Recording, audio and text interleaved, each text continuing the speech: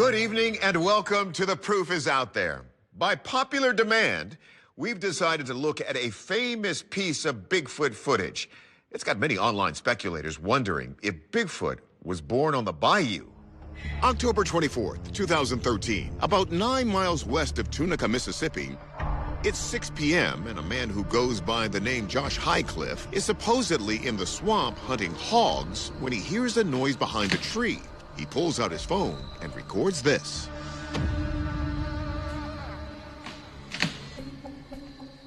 "50 yards away, we see what appears to be a dark-haired animal in the forest tearing apart a cypress tree. After filming for a minute, the creature suddenly stands up, doubling its size. Josh drops his camera and runs away, absolutely terrified. Field researcher Cliff Barrickman, along with many other Sasquatch enthusiasts, believes this video could be the real deal. When this footage first came online, the community was abuzz because it looked like very, very promising footage. The activity that the animal was engaged in looked very normal, as tearing apart some sort of dead stump, presumably looking for termites or some other food source. The habitat was appropriate for a skunk ape. The skunk ape is the local name for Bigfoot in the South, a Sasquatch who can thrive in the swampy marshes of southern states like Florida and Louisiana. Known to have a pronounced stench far greater than alleged Bigfoots in other areas, Barrickman says Mississippi is a great place for skunk ape sightings. Because there's almost 20 million acres of forested land in Mississippi. There's a ton of animals that live there as well, but not a ton of Bigfoot researchers. Therefore, we don't hear about a lot of the reports that happen there. A similar sighting occurred by a pond near Jackson, Mississippi.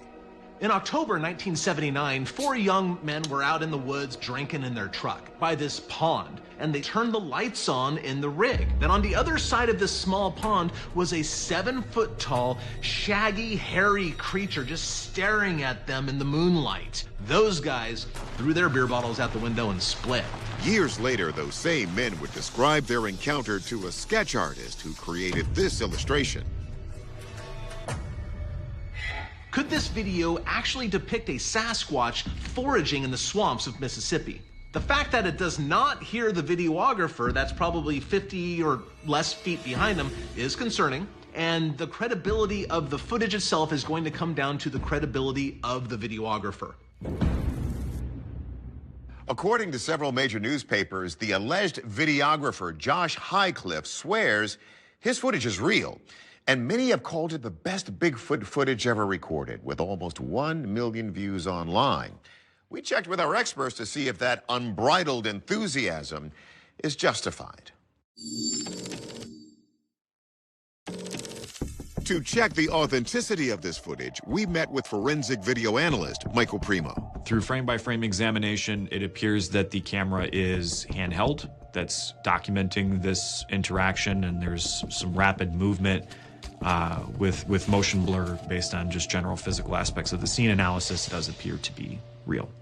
With the footage appearing to be genuine, we spoke with biologist Floyd Hayes to check if this was maybe just some local fauna, like a bear. My first thought was that this was a black bear. Bears often rip apart tree trunks looking for grubs. However, it didn't appear like a bear once it stood straight up.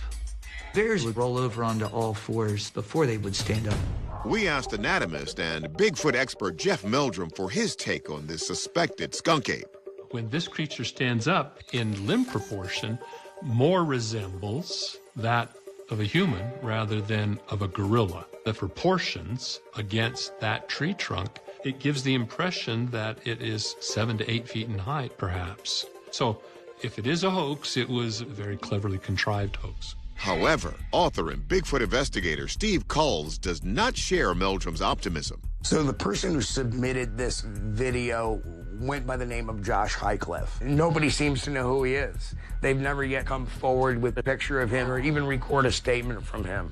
Which prompted Culls to dig even deeper. I did an internet search and a private investigation database search, and it turns out the only Josh Highcliffe I was able to find was a character in a television series called Beasts of the Bayou, which premiered shortly after the video was released. It would appear that Josh Highcliffe wasn't even a real person, but possibly a fictitious character, played by an actor. This was kind of a spoof type of documentary, all staged for the TV program. Our verdict? We think this is a potential hoax. Although no members of the television crew have come forward to talk about this video's validity, we agree with Coles that something smells a bit off here. Until the real Josh Highcliffe steps forward, we are left guessing at the true nature of this footage. Now let's move up north from the Mississippi Delta to the Great Lakes and a mysterious object seen in the sky. We don't have any photos or video, but a recorded verbal description of it helped lead the U.S. president to order it shot out of the sky. Have a listen. It's February 12th, 2023, above Lake Huron near the Canadian border. The U.S. military sends 2 F-16 fighter jets to investigate a TOI, or track of interest. That's pilot speak for an airborne object that poses a potential threat to national security. We obtained recordings of the cockpit conversations that took place during this incident. As the pilots make their way up to 20,000 feet, they discuss the mission. We'll plan on just going to the CAF and try to coordinate with on intercepting the TOI. But once they arrive, what they find is hard to describe. Looks like some kind of object that's suspended in the air. It's almost like a octagonal shape. I can't tell if it's metallic or what. It looks dark, but I can get a pretty good sun glint off of it. Whatever it is, after meeting with military experts, President Biden orders the craft shot down. Journalist MJ Banias recalls following the event as it unfolded. The newsroom kind of erupted as we were trying to figure out what was happening. It was pretty chaotic. Allegedly, the reason for shooting it down was because it posed a hazard to flight safety. And Banias says the speculation immediately centered around one thing. This incident came off the back of a Chinese spy balloon that was shot down. So there was already heightened stress that there could be other spy balloons. But was it just a balloon? Unlike other recent run-ins with military jets, like the infamous Tic Tac and gimbal UAPs, the government hasn't released any gun camera videos of this incident. U.S. officials are simply calling it an unidentified object. There were a lot of people kind of speculating online that this was a cover-up, that these were actually UFOs. There were a lot of people claiming that this was some sort of alien invasion. The U.S. and Canada would join forces to try and locate the wreckage, but none was ever found. To this day, no country or organization has claimed responsibility. It still remains a bit of a mystery. At the time of this incident, General Glenn Van Herk was the head of NORAD. That's the agency responsible for overseeing North American airspace. When the media first asked him about these events, he refused to rule out extraterrestrial forces at play. That was later walked back by officials, but it hasn't prevented the UFO community from suspecting a cover-up. What will our experts think? We first asked military aviation expert Tim McMillan if there are any clues in the pilot's audio. Is it possible this object was another plane? Based on what the pilots are describing, the object is not moving very fast at all. It makes it incredibly difficult to really get a handle on it because anytime you get close to it, it whizzes past you. Well, it's just so slow and so small and you can't see it until you're so close. I don't have to be worried about hitting it before you know it's there. A plane is going to stall out at that speed. It's not going to be able to maintain that type of slow speed. So we can really just rule out plane easily. Could this be some kind of drone? Looking outside, it's kind of like a blackish, I'm going to call it like a container. The pilots observed it at around 20,000 feet. That it's much higher than any commercial drones would be able to achieve under normal circumstances. And when you're talking about military grade or really professional grade drones, when you see they have wings, they have control surfaces, so those would be really easily identifiable. So what could drift about 20,000 feet in the air and isn't a plane? The first conclusion that I started leaning towards was, is it possible this was another spy balloon of some kind? Spy balloons like the one from China have what's called a payload attached to the bottom of the balloon that contains the actual surveillance equipment. But then D'Antonio says he hears a clue in the audio that shuts down his theory. You can see some strings or something hanging down below it. I can't tell if it's holding anything. The pilot said it had strings hanging down. What the pilot didn't see was the small payload. It tells me that this was probably a normal balloon of some type that was shot down. So if it was octagonal, was it a group of balloons tied together? All we know is a national security spokesman says the object did not match the Chinese spy balloon shot down over the Atlantic coast. And after that spy balloon shoot down, the radar used by NORAD, the North American Aerospace Defense Command, had been adjusted to detect these kinds of aerial objects.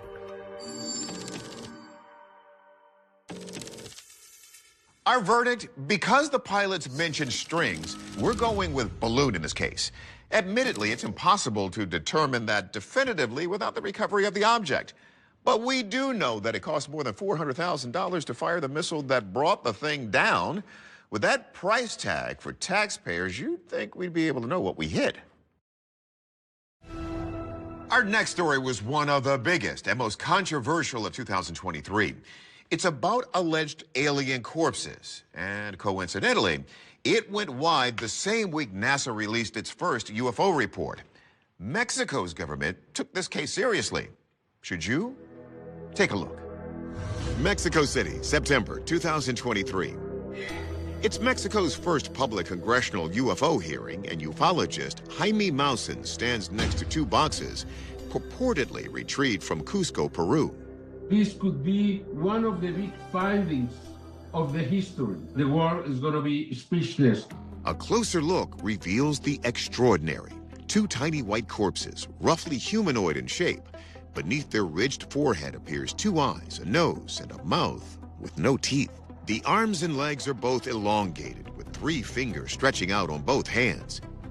Field researcher Ken Gerhardt explains how Maussan says he found these bodies in the first place.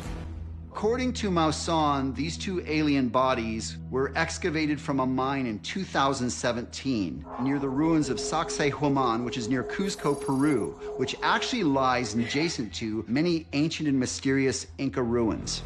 In addition to presenting the bodies, Maussan also brought along an expert to the hearings who testified that the mummies had been x-rayed and that one of the individuals actually contained eggs and that both of them had strange metal implants. Maussan claims carbon dating performed by Mexico's National Autonomous University shows these corpses are nearly 1,000 years old. And he says under oath that upon testing the body's DNA, over 30% was of completely unknown origin, with no match to any living organism on Earth. We're going to have to rewrite history. It's going to have to be accepted that we were visited 1,000 years ago. This is real, and sooner or later this is going to be proven. After the hearing, CT scans like these were performed on the alleged creatures. The conclusion was the bodies belonged to a single skeleton and that there was no evidence of assembly or manipulation of the skulls. But are the remains extraterrestrial or not? Our experts investigate. Jaime Maussan makes the extraordinary claim that 30% of the DNA comes from a completely unknown source. Could that mean it's something extraterrestrial? We take that question to Dr. Hope. I don't think so. If it had evolved from another planet, we'd expect 100% of the DNA to be unknown, even to the fact we'd perhaps have completely different genetic building blocks. So I think all of these things point at something that has been created on Earth. So can we then identify the 70% of the remaining DNA? If the bodies are at least partially human, could they be mummified children from an ancient Inca tribe? If we examine the X-ray, there are lots of features that tell us that this isn't a human baby. The skull has a very prominent supraorbital ridge. That's the bony eyebrow ridge, which you wouldn't expect to see on a baby. Even looks like there might be remnants of ribs further down in the body, whereas humans only have ribs in the thoracic spine. We showed the data to anthropologist Kathy Strain, and she said instead of a human, certain features reminded her of a different South American mammal. I believe that the skull is likely that of a llama with its brain case. If you remove the frontal bones of the llama and just use what is left of the brain case, flip it around, and then you can create something that has that brow ridge on what you see the alien. But the rest of the X-ray, Strain says, leaves us with far more questions than answers. Everything about it is biologically wrong. These eggs, as an example, are extraordinarily large, and they're not even in where you would think the uterus would be. They're kind of scattered in the middle of the skeleton. It's not natural to a human or other animals that I am familiar with. I think the skeleton to me just doesn't look right. If you look at the hip joint, it looks like it would be very prone to dislocation. It doesn't look like it would be compatible with life. Things like that make me believe that this is not actually a true organism. If this is truly a hoax, Gerhardt says it wouldn't be Mousen's first offense. My friends in the UFO community were actually very skeptical when this all unfolded. There have been multiple times in the past when Jaime has presented what he described as mummified alien bodies. In a remarkable situation like this, with remarkable claims being made, there has to be peer review. Given the present circumstances and what our experts have to say, we are calling this case a probable hoax. And since we first started investigating, subsequent events confirmed that conclusion. In January 2024, authorities in Peru announced they stopped a shipment headed to Mexico of similar-looking creatures. Forensic experts concluded those were nothing more than dolls made of materials including paper, glue, animal and human bones. So, no aliens for now, but when the next discovery is made, we will be sure to investigate. The UFO in our next photograph has been the subject of debate for almost 20 years. And some even believe the photograph is evidence that UFOs can bend the rules of space and time. November 7th, 2006. It's a typical day at Chicago's O'Hare Airport when just after 4 p.m. an airline employee makes a surprising call to the control tower. Tower, this is Dave. Hey, did you see a flying disc out by C-17? Why you're seeing flying discs? Well, that's what the pilot and the ramp guys are telling us. The C-17, they saw some flying disc. But here's the thing. It's not just one person. Multiple airport employees also report seeing a strange craft hovering over the gate. And later, an anonymous source claims to have captured the UFO on his phone and sends this image to investigators. A gray, seemingly saucer-shaped object can be seen over the airport gate. The various eyewitnesses differ on its size, with estimates ranging from as little as 10 feet to as large as 88 feet in diameter.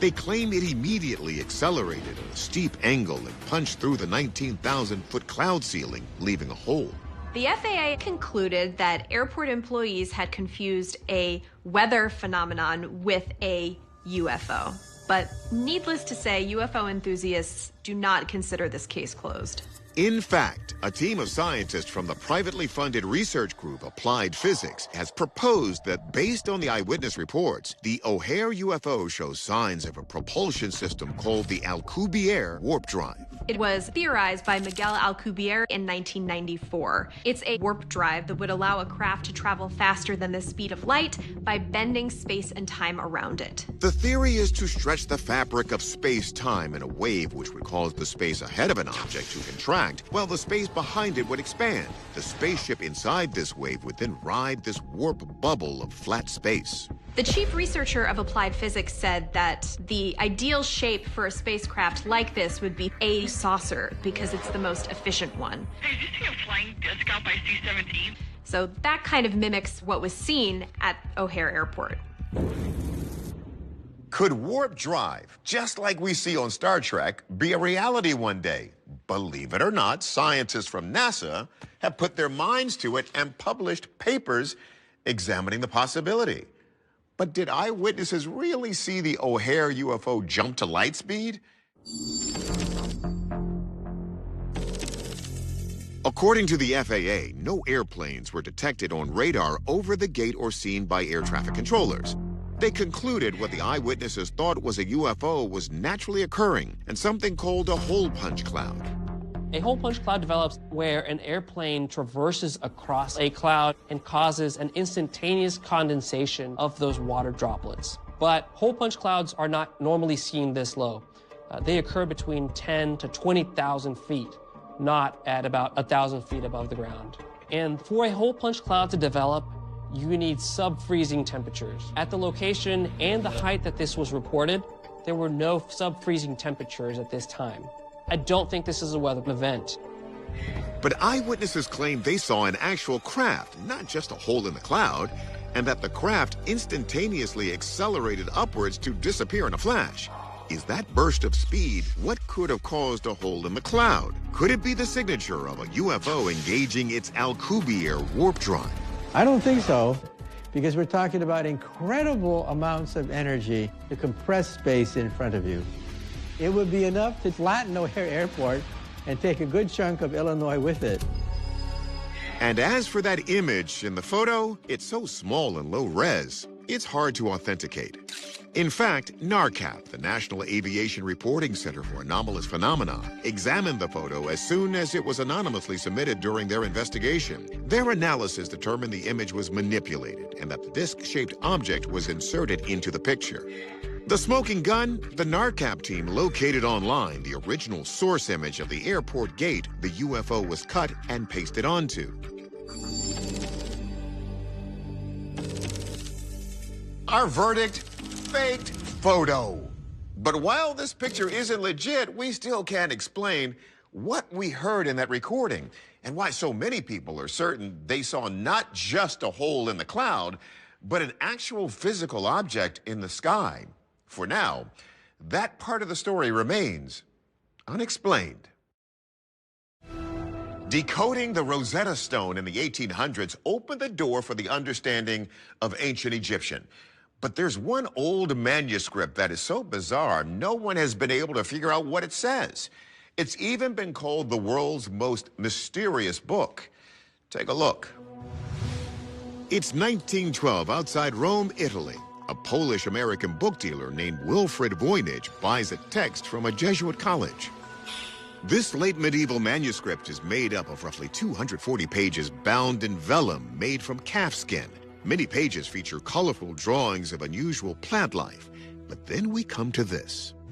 This, some believe, seems to show the heliocentric theory, which is the sun is at the center of the solar system and the planets and celestial bodies are orbiting around it. This wouldn't be so odd if it weren't for the fact that this codex was apparently created a century before astronomer Nicolaus Copernicus first modeled his theory that planets revolve around the sun. And what's stranger still is this manuscript is written in a language no one has ever heard of. So far, no one has been able to figure out what the Voynich manuscript says or what it even is. It has 6 sections: botany, astronomy and astrology, cosmology, biology, pharmacological, and then a text section that appears to be recipes. Cryptology researcher Ilanka Dunin says who wrote this manuscript is entirely unclear. But we do know it passed through many hands. The general sense is that it came from somewhere around the north of Italy, because if we zoom in to the tiny pictures, there's a castle with a swallowtail Merlin, and really the only place those kind of castles existed was in northern Italy. But that still leaves the question of its unknown language open to interpretation and speculation. Some people believe that the Voynich may be a previously undiscovered language dialect of a civilization that no longer exists. We've found cities under sand and wiped off the face of the earth by floods, so maybe this comes from a civilization like that. Yet even that wouldn't explain why this text seems to depict Earth orbiting the sun long before that theory was modeled. Some people think that the person who created the Voynich had this extra cosmic knowledge that people on Earth didn't have. In other words, an extraterrestrial. The greatest cryptanalyst in history, including the first chief of cryptology at the NSA, have tried to crack this code over the years. Yet thus far, linguists, computer scientists, and even computers themselves have failed. So let's see if our experts can help further our understanding of this centuries-old mystery.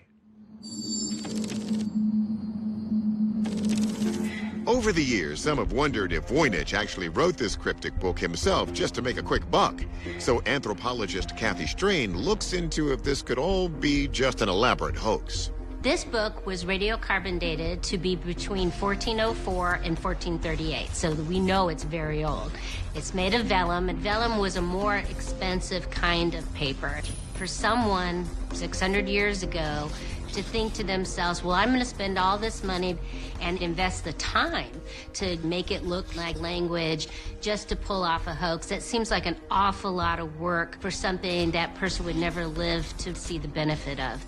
Despite its peculiarities, archaeologist Dr. Ed Barnhart says the book fits with the style of the time. Visually and structurally, it looks like an alphabetic text.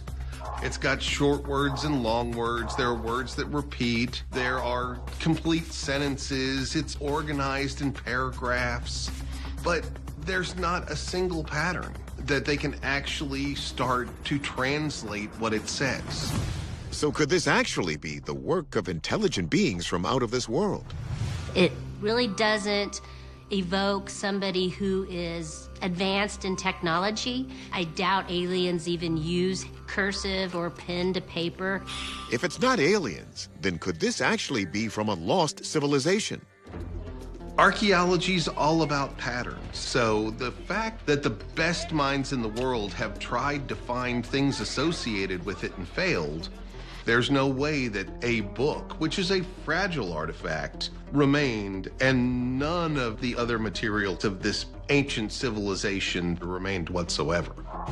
So then who did write this mysterious manuscript? One key clue may be that at the time, cutting-edge scientists proposing controversial theories of the universe were subject to punishment from the church for radical views. I think it's very possible that it could be hiding information. There were many things that scientists of the time wouldn't want the church to know, especially with alchemy, and that would involve plants. So were these scientists communicating in code to avoid punishment? We think that maybe it was some kind of brilliant cipher that these scientists were using, where they could share information in books like this, but if the church got a hold of it, they would have no idea what they were talking about.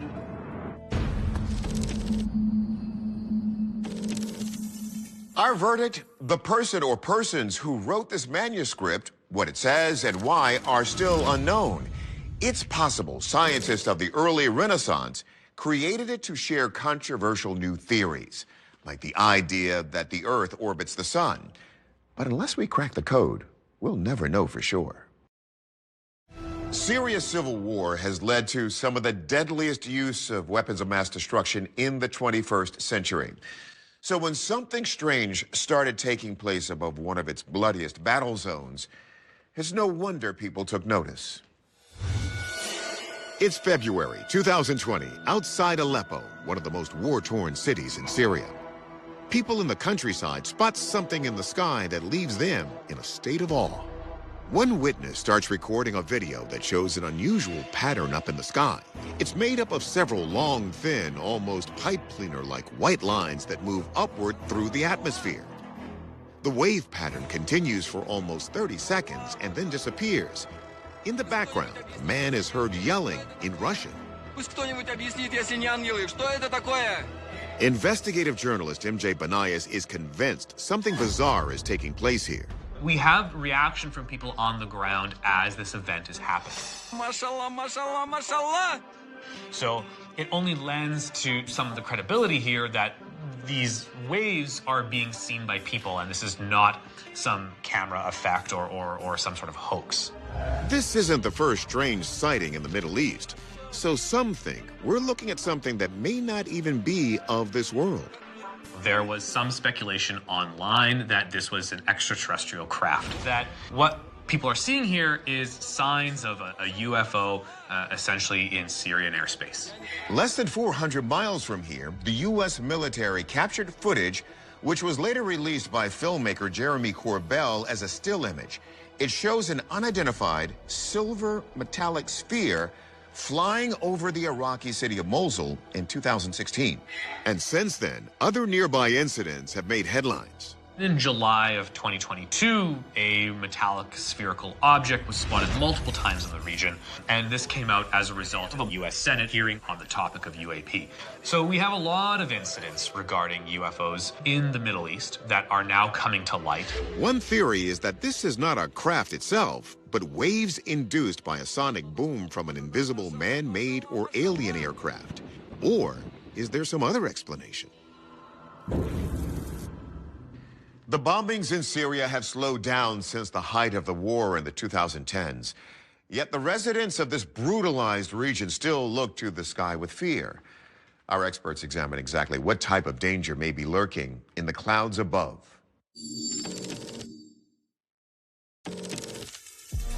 First, forensic video analyst Michael Primo authenticates the footage. Forensics, which has a known database of sample recordings and can detect evidence of manipulation software, did not identify any kind of particular software program that was used to manipulate the recording. And what's seen within the recordings is compelling. Next, physicist Dr. Michio Kaku considers if these could be contrails, the trails left by jets as a result of engine exhaust. Contrails leave a distinct pattern, not the pattern shown here. We're talking about the pattern of hot gases emitted from an airplane wing, which looks totally different than the shape of these waves. With all of these earthly explanations ruled out, could these waves actually be coming from an extraterrestrial source? This is not characteristic of the UFO exhaust that we've seen. In fact, most UFOs have no exhaust at all. Yet if this is, in fact, a terrestrial phenomenon, then what exactly are we seeing? This could be a pressure wave. A pressure wave develops when there is a large explosion or a large change in temperature that causes molecules to bump up against each other fairly rapidly. That compression creates a lot of pressure, and it's exerted in all directions. We know some suggested this could be a sonic boom, but it may not actually be a jet plane exceeding the speed of sound that's producing this pattern. Highly compressed air moving outwards from the source of high-order explosives can also move at supersonic speeds, creating a strong pressure wave known as a blast or shock wave. So is that what we're witnessing here? We're talking about these videos taking place during wartime in the Middle East when bombs were going off, and these bombs in turn could have created waves which were then made visible because these waves were moving along with water vapor. Our verdict? This unusual cloud formation was likely a pressure wave from a nearby explosion. During the very month this video was filmed, there were reported pro-government airstrikes in Aleppo. So considering both the timing and location of this video, we think it's likely a side effect of the brutal conflict in the region. Finally tonight, how does China deal with UFOs? It's been reported the People's Liberation Army is using artificial intelligence to help identify what they call unidentified air conditions. So, does our next video qualify as a potential candidate? June 27th, 2023. A man is admiring the panoramic view from an observation deck in Anji County in eastern China. Suddenly, he notices something rapidly descending from the clouds. He takes out his phone and captures this. A black object traces a long gray tail across the heavens. It looks like it's either speeding or maybe even crashing towards the Earth. What I find interesting about this footage is there's clearly something at the very tip of the object that's more dense. That's the focal point of whatever it is. While there was speculation this was some kind of crashing UFO, an astronomy expert from Zhejiang Natural Museum examined the video and did come to one definitive conclusion. It wasn't something natural or man-made from outer space. It wasn't an object that they could identify because the speed and trajectory didn't seem to match any type of meteorite or known space debris. And there were also no reports of manned vessels that had crashed in the area. But this video was filmed 4 months after the U.S. shot down a Chinese spy balloon over the United States. And some see a similarity. Did the United States retaliate against China with their own spy balloon? Both of these objects seem to have a stream coming behind them. So could this be something similar of a spy device that was shot down? Others have speculated the smoke trail indicates debris from something much more solid than a balloon. If the U.S. was spying on China, chances are they would have used one of their newest and most secret pieces of technology. First launched in 2010, the X-37B is a reusable robotic spacecraft that is known to operate under the U.S. Air Force. The ship functions like a much smaller space shuttle at around 29 feet long and 10 feet tall. The X-37B has a payload area about the size of a pickup truck bed. It can orbit at altitudes between 150 and 500 miles. And being unmanned, it has spent more than 2 years in space on one mission. Now, we don't understand exactly what it's being used for. It is labeled as a top secret project. There's rumors that the X-37B was being used to possibly spy on a Chinese space lab. Did the Chinese shoot down the X-37B, possibly in retaliation? The concern over China militarizing space isn't just fringe theory. In 2007, China launched a ballistic missile into space, intentionally destroying one of its own satellites. Another launch in 2014 was also believed to be an anti-satellite weapons test. So what is this object plummeting to Earth? And was it an accident or not? First, we asked science writer and video analyst Mick West if this could be the top secret X-37B. The X-37B is believed to be basically a military spy space plane, but we don't know what the X-37B actually does. However, West notes, according to reports, at this time the X-37B would have been back on Earth, having ended a mission in November 2022, more than 6 months before this sighting. So could this have been a secret flight? I don't think this could be some kind of secret launch of the X-37B because we have a pretty good idea about its schedule, when it departs and when it returns. It's tracked by amateur astronomers. And if the Chinese had shot that down, I think that would have been a rather major international incident. Perhaps it's not the X-37B. So then are the Chinese shooting down a U.S. spy balloon? The U.S. has used high-altitude spy balloons in the past, including to monitor the Soviet Union in the 1950s. But over the decades, those were replaced by planes and satellites. In fact, Rich Hoffman of the Scientific Coalition for UAP Studies doesn't think it's a balloon at all. It's not a weather or a spy balloon that's being shot down. But he believes the footage from the Chinese spy balloon shot down by the U.S. provides a clue. This alternate angle reveals that what some thought was a trail of smoke from the spy balloon is actually coming from the American military jet that shot it down. If you look at the smoke layer, you'll see that it has two trails that are moving along with a split in the middle of it, which would indicate that it's some sort of a contrail. What can produce those two types of trails? Most commonly, it's an aircraft. So in this video, I think that this is nothing more than an aircraft going across the sky, creating a contrail. Mick West explains this is a fairly common optical illusion. What we're seeing here is actually a plane. It looks like it's flying down because eventually it has to get to the horizon. But in fact, it's actually flying along at exactly level altitude. The trails we're seeing are actually just regular airplane contrails. If you compare them to other similar contrails of this type, you will see this type of pattern. The night the Mississippi footage surfaced, it did not arrive with thunder or a dramatic announcement, but slipped quietly into the world the way the most unsettling truths often do, carried by a shaky upload from a forgotten county road and framed by the familiar grain of uncertainty that had defined unexplained phenomena for generations. And when, the proof is out there, producers first received the clip, it was labeled with nothing more than a date, a location scribbled incorrectly, and a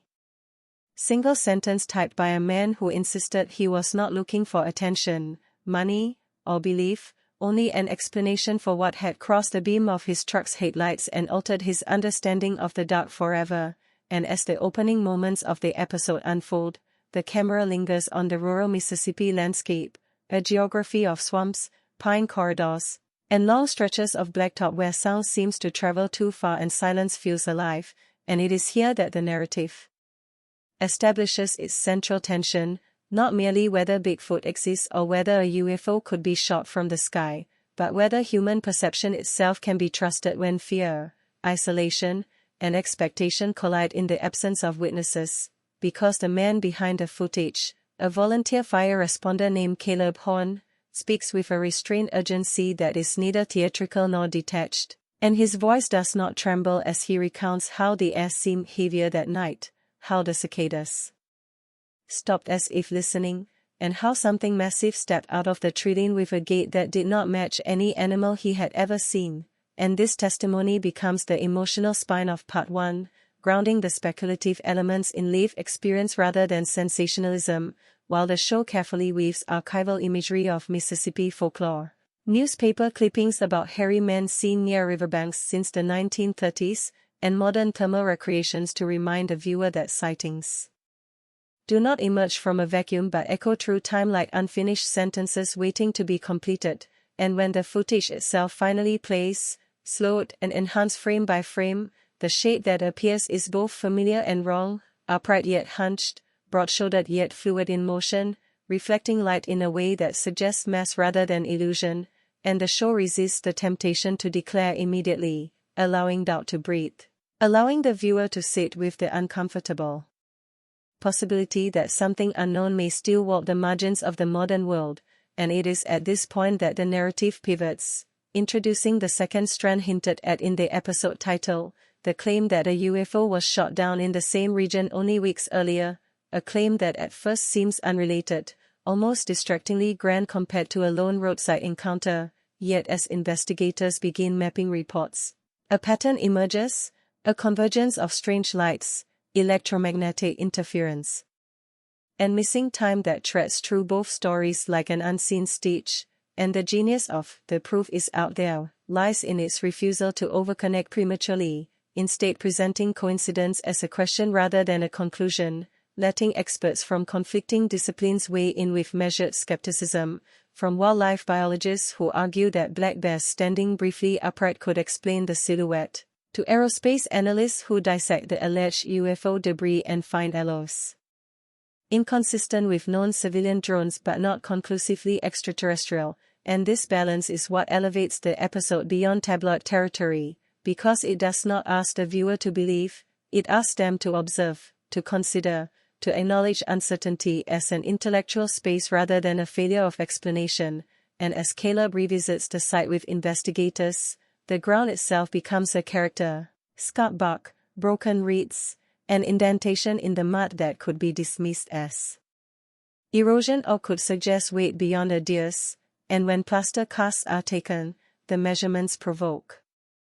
quiet debate rather than excitement, because they are almost too large, almost too symmetrical, falling into that troubling zone where hoaxes often live, and yet no motive for deception surfaces, no monetization, no media tour, only a man increasingly uncomfortable with the attention his truth has attracted, and this discomfort feels authentic, mirroring countless historical witnesses whose credibility was eroded not by lies but by the pressure of being disbelieved, and as night falls again,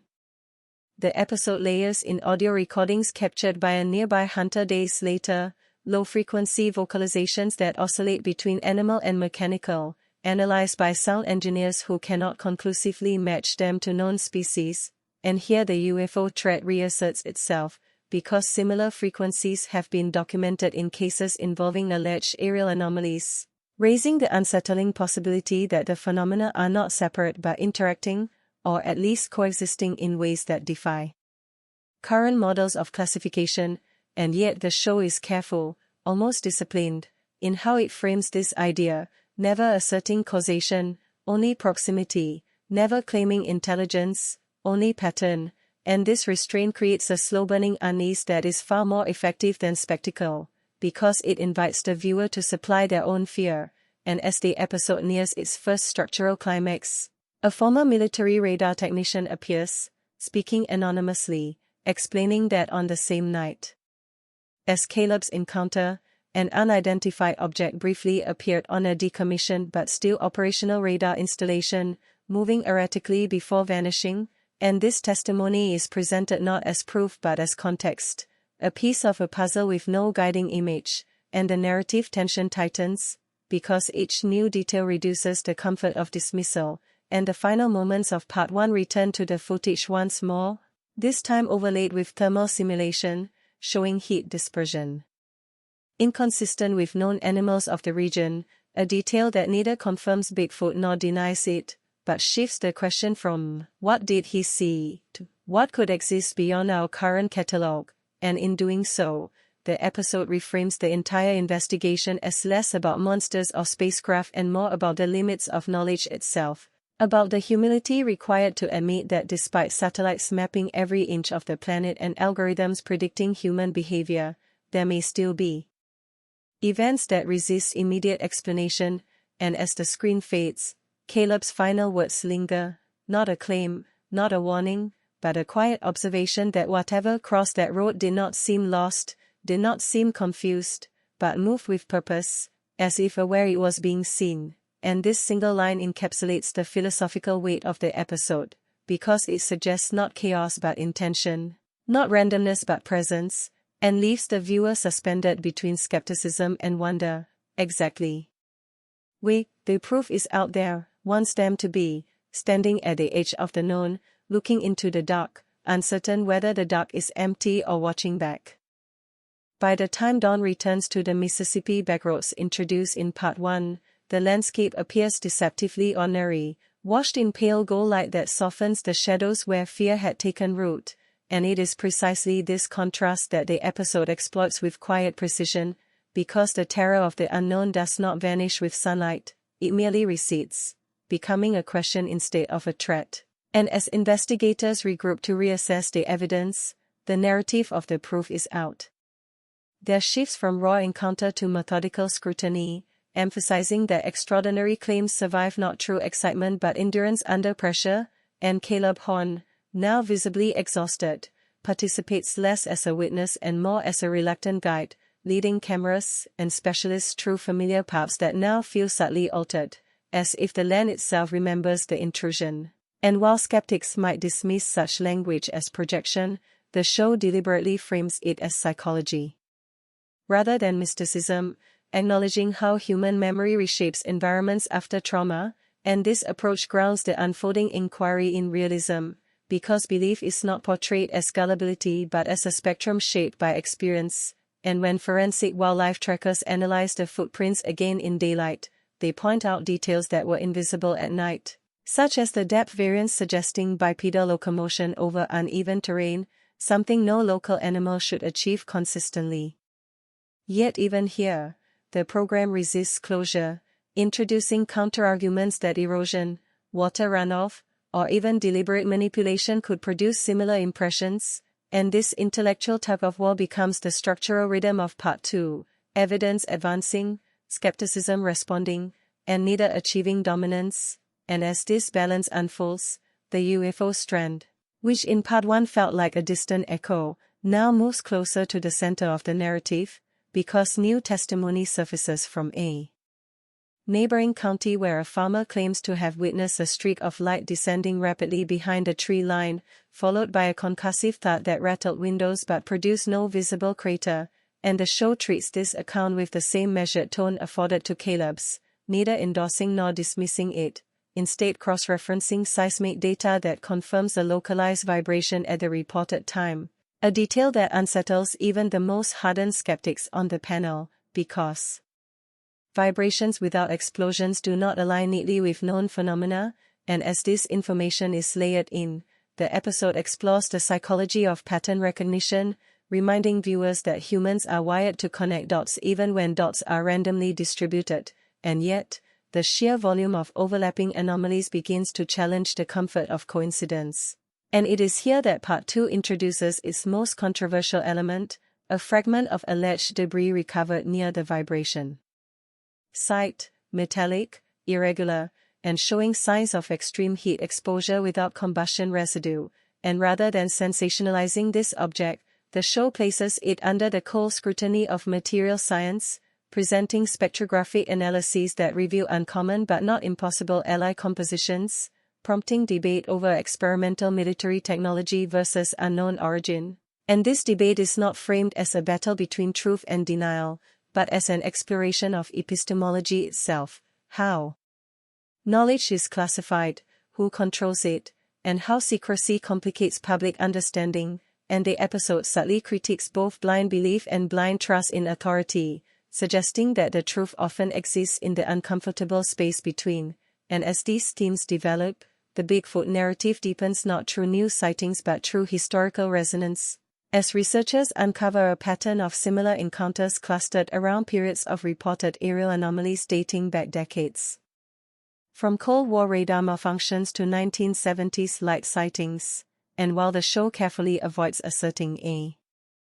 causal link, the temporal overlap is presented as statistically intriguing, forcing the viewer to confront the possibility that what we categorize as separate mysteries may share underlying conditions, whether environmental, technological, or psychological. And this possibility is explored through interviews with cognitive scientists who explain how unfamiliar stimuli can manifest as archetypal imagery drawn from cultural memory, suggesting that Bigfoot itself could be a symbolic interpretation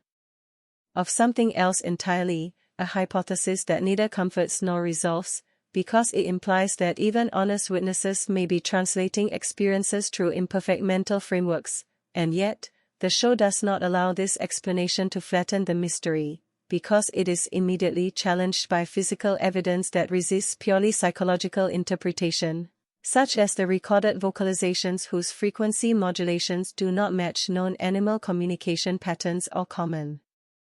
industrial noise, and when these sounds are played in isolation, stripped of narrative context, they retain an unsettling quality that bypasses logic and speaks directly to instinct. And it is here that Part 2 reaches its emotional core, shifting focus from what was seen to how it felt, because multiple witnesses, independent of one another, describe the same sensation of being observed, not threatened, but assessed. A detail that repeats with eerie consistency across testimonies, and the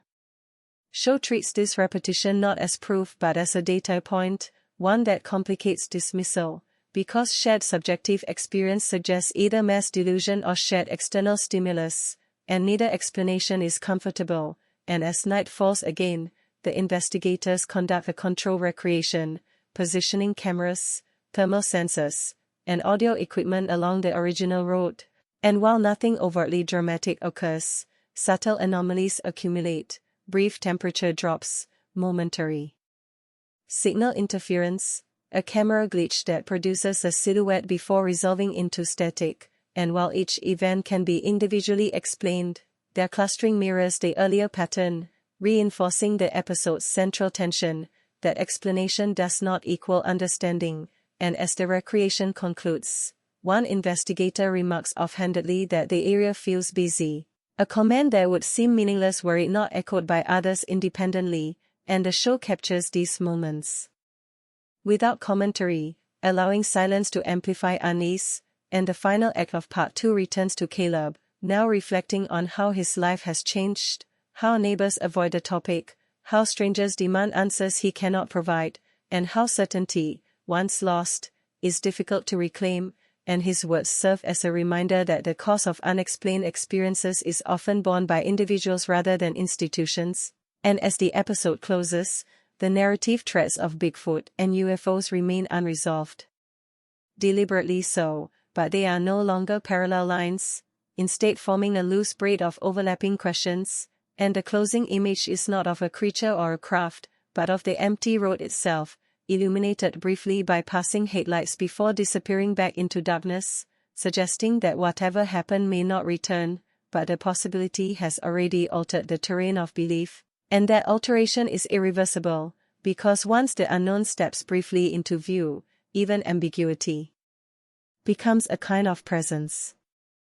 As Part 3 opens, the narrative of "the proof is out there" deliberately slows its pace, not because momentum has been lost, but because the investigation has reached a threshold where haze would distort rather than clarify, and this tonal shift is immediately evident in the way the Mississippi landscape is filmed, lingering longer on still water, abandoned fences, and power lines humming faintly against the sky, visual reminders that human infrastructure exists only temporarily atop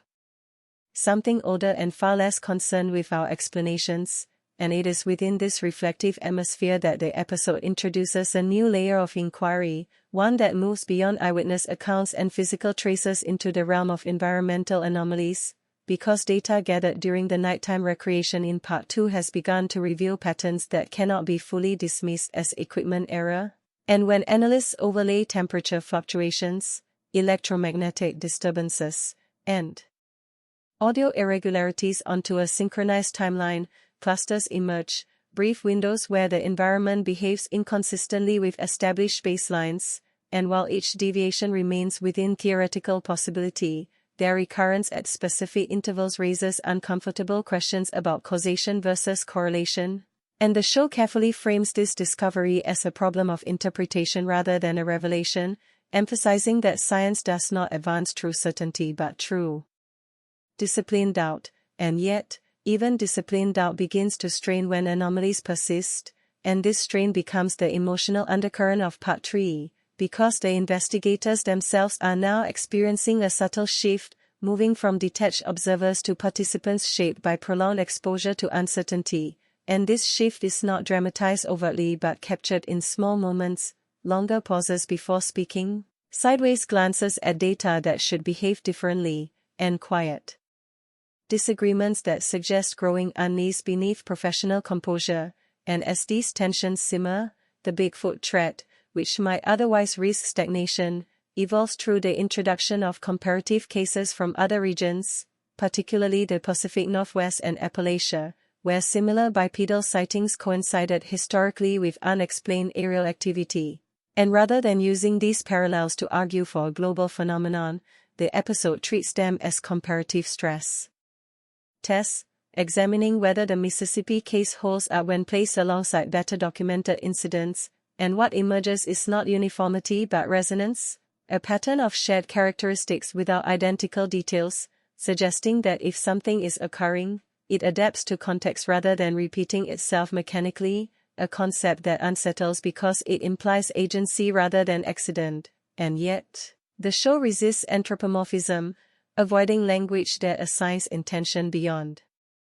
observation, and instead introduces evolutionary biologists who speculate, cautiously, about the possibility of undiscovered hominid species adapting to liminal environments, areas where human presence fluctuates but does not dominate, such as swamps, forests, and mountainous regions. And while this hypothesis provides a framework that does not require extraterrestrial explanations, it collides awkwardly with the UFO strand, which by now has accumulated enough circumstantial evidence to demand equal attention, and this collision becomes explicit when radar data from a private aviation company is presented, showing an unidentified object briefly intersecting control airspace before dropping below tracking thresholds on the same night as one of the recorded environmental anomalies, and the object's speed and maneuverability defy conventional aircraft profiles, prompting debate over classified technology versus sensor misinterpretation, and once again, the show refuses to resolve the question, instead highlighting how secrecy itself becomes an explanatory obstacle, because without transparency, even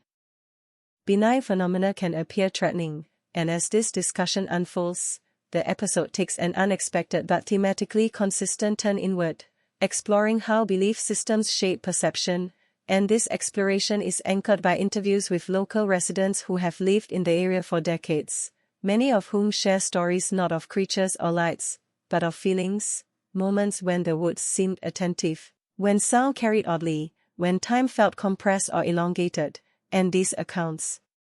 while subjective, display a remarkable consistency in emotional tone, emphasizing watchfulness rather than fear, and the show treats these testimonies not as evidence of the paranormal but as cultural data, revealing how communities encode unexplained experiences into collective memory, and this encoding becomes especially significant when the episode revisits indigenous narratives from the region, stories passed down through generations that speak of the tall watchers and sky travelers,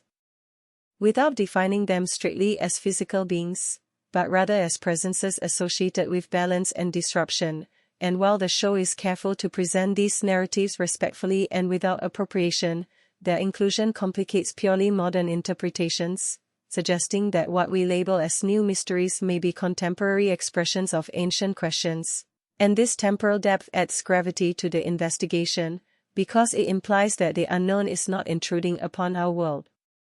but has always been here, intersecting with us intermittently. And as these ideas circulate, the episode returns to empirical analysis with renewed urgency, focusing on the alleged debris fragment introduced in Part 2, which has now undergone additional testing, revealing isotopic ratios that, while not impossible, are statistically improbable for naturally occurring terrestrial materials. And this finding, presented with caution rather than excitement, forces even skeptical experts to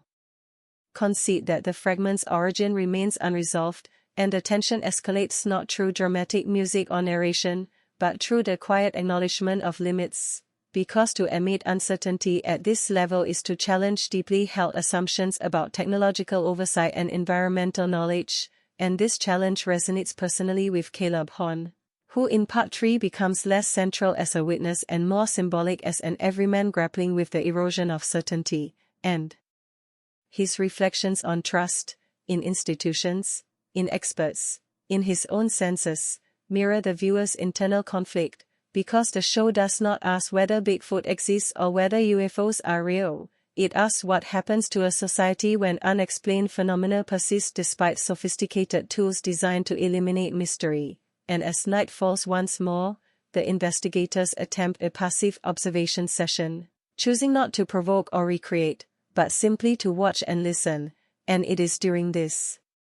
stillness that the episode delivers its most unsettling moment, not a sighting, but a prolonged silence in the natural soundscape, broken only by a low-frequency hum that registers faintly on equipment but is barely audible to the human ear, and while the source of the hum remains unidentified, its presence coincides with a brief spike in electromagnetic readings and a distortion in thermal imaging that suggests movement without mass, a contradiction that defies easy explanation, and the show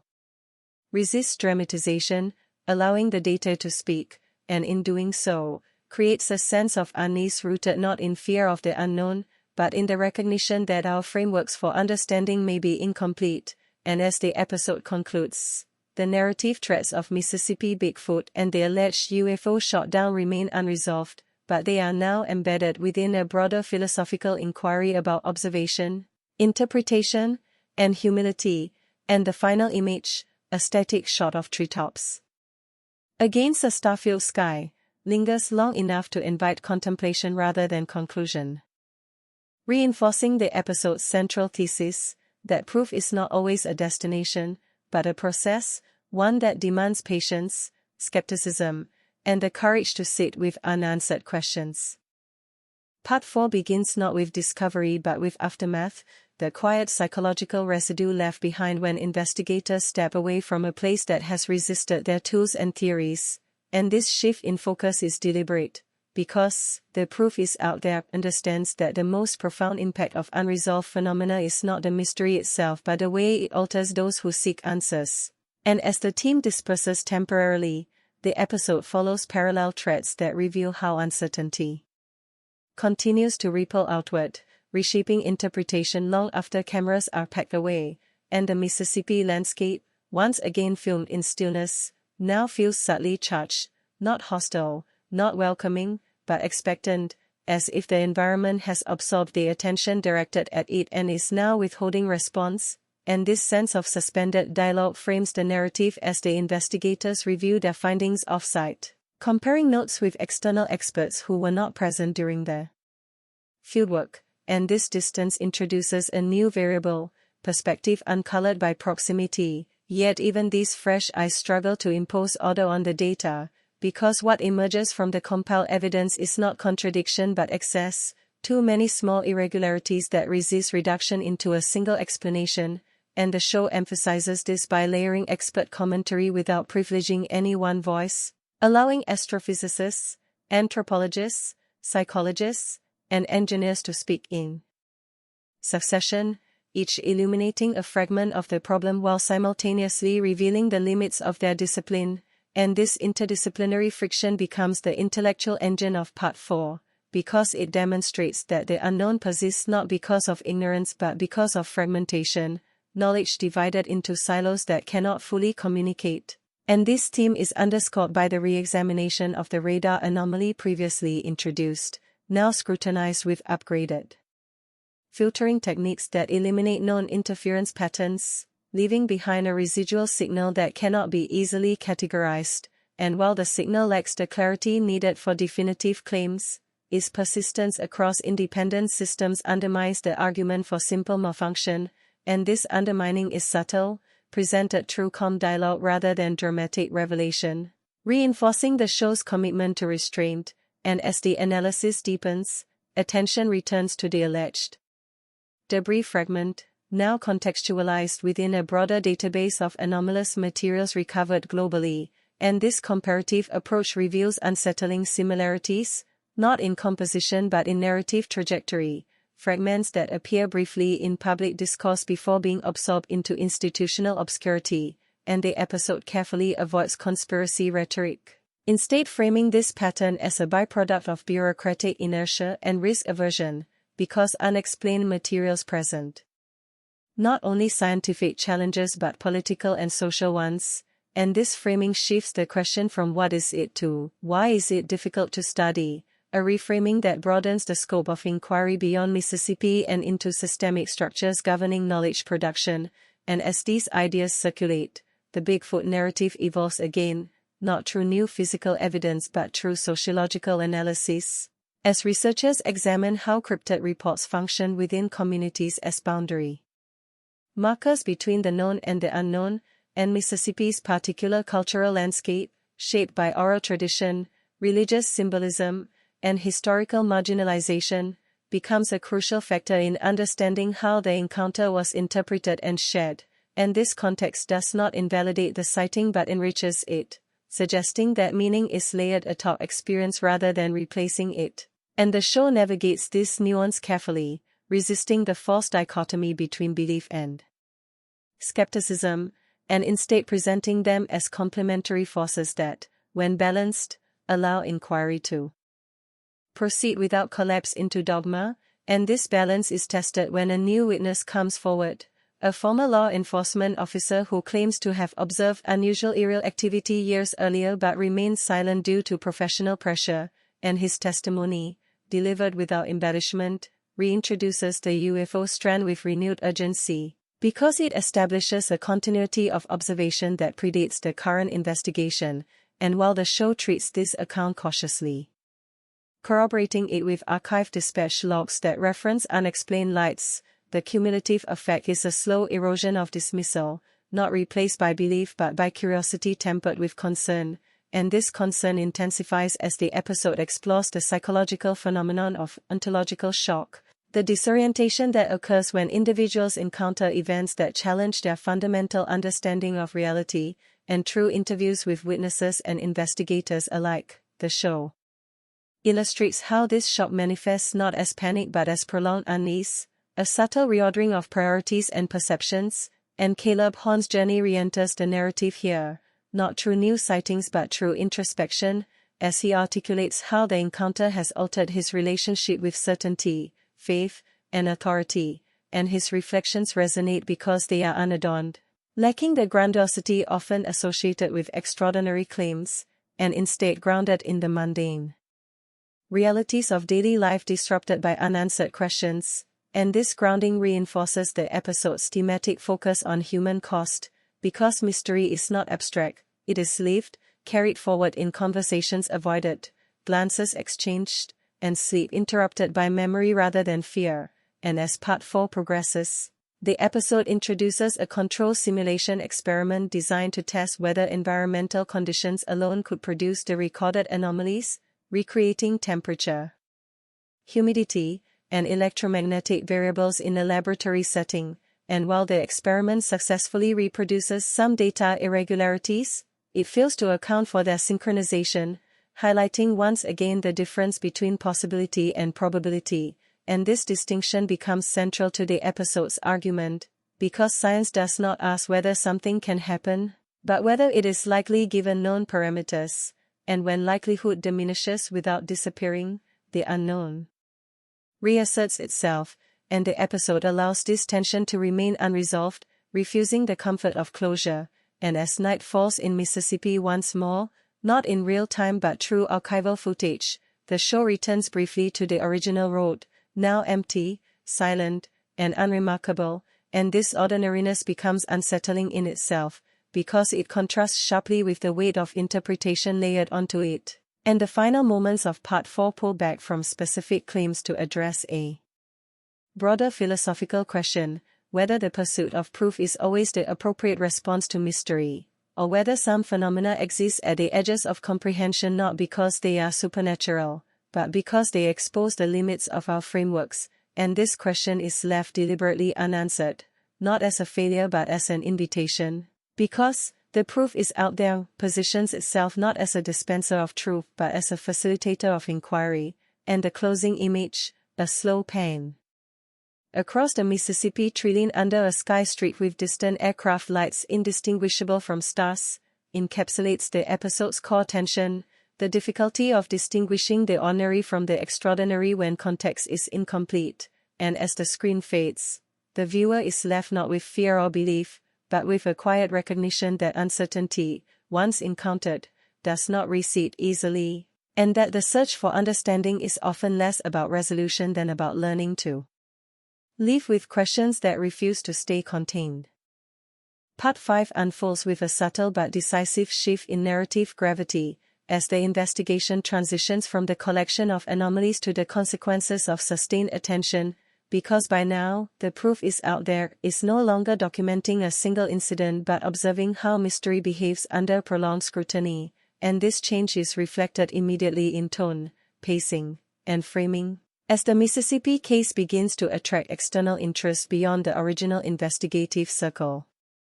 drawing in independent researchers, online analysts, and amateur investigators whose enthusiasm blurs the line between curiosity and intrusion, and the episode addresses this influx not as a sideshow but as a central development, because attention itself becomes a variable, altering environments, witnesses, and even evidence, and the show treats this phenomenon with restraint, highlighting how increased visibility can distort narratives, amplify speculation, and place pressure on individuals like Caleb Horn, who now finds himself navigating a public identity he never sought, and his discomfort becomes emblematic of a broader issue, the ethical cost of investigation, because while the search for truth is framed as noble, it often extracts a toll from those closest to the mystery, and this tension deepens as Caleb recounts how strangers reinterpret his experience through their own frameworks, some insisting he saw a known animal, others convinced he encountered something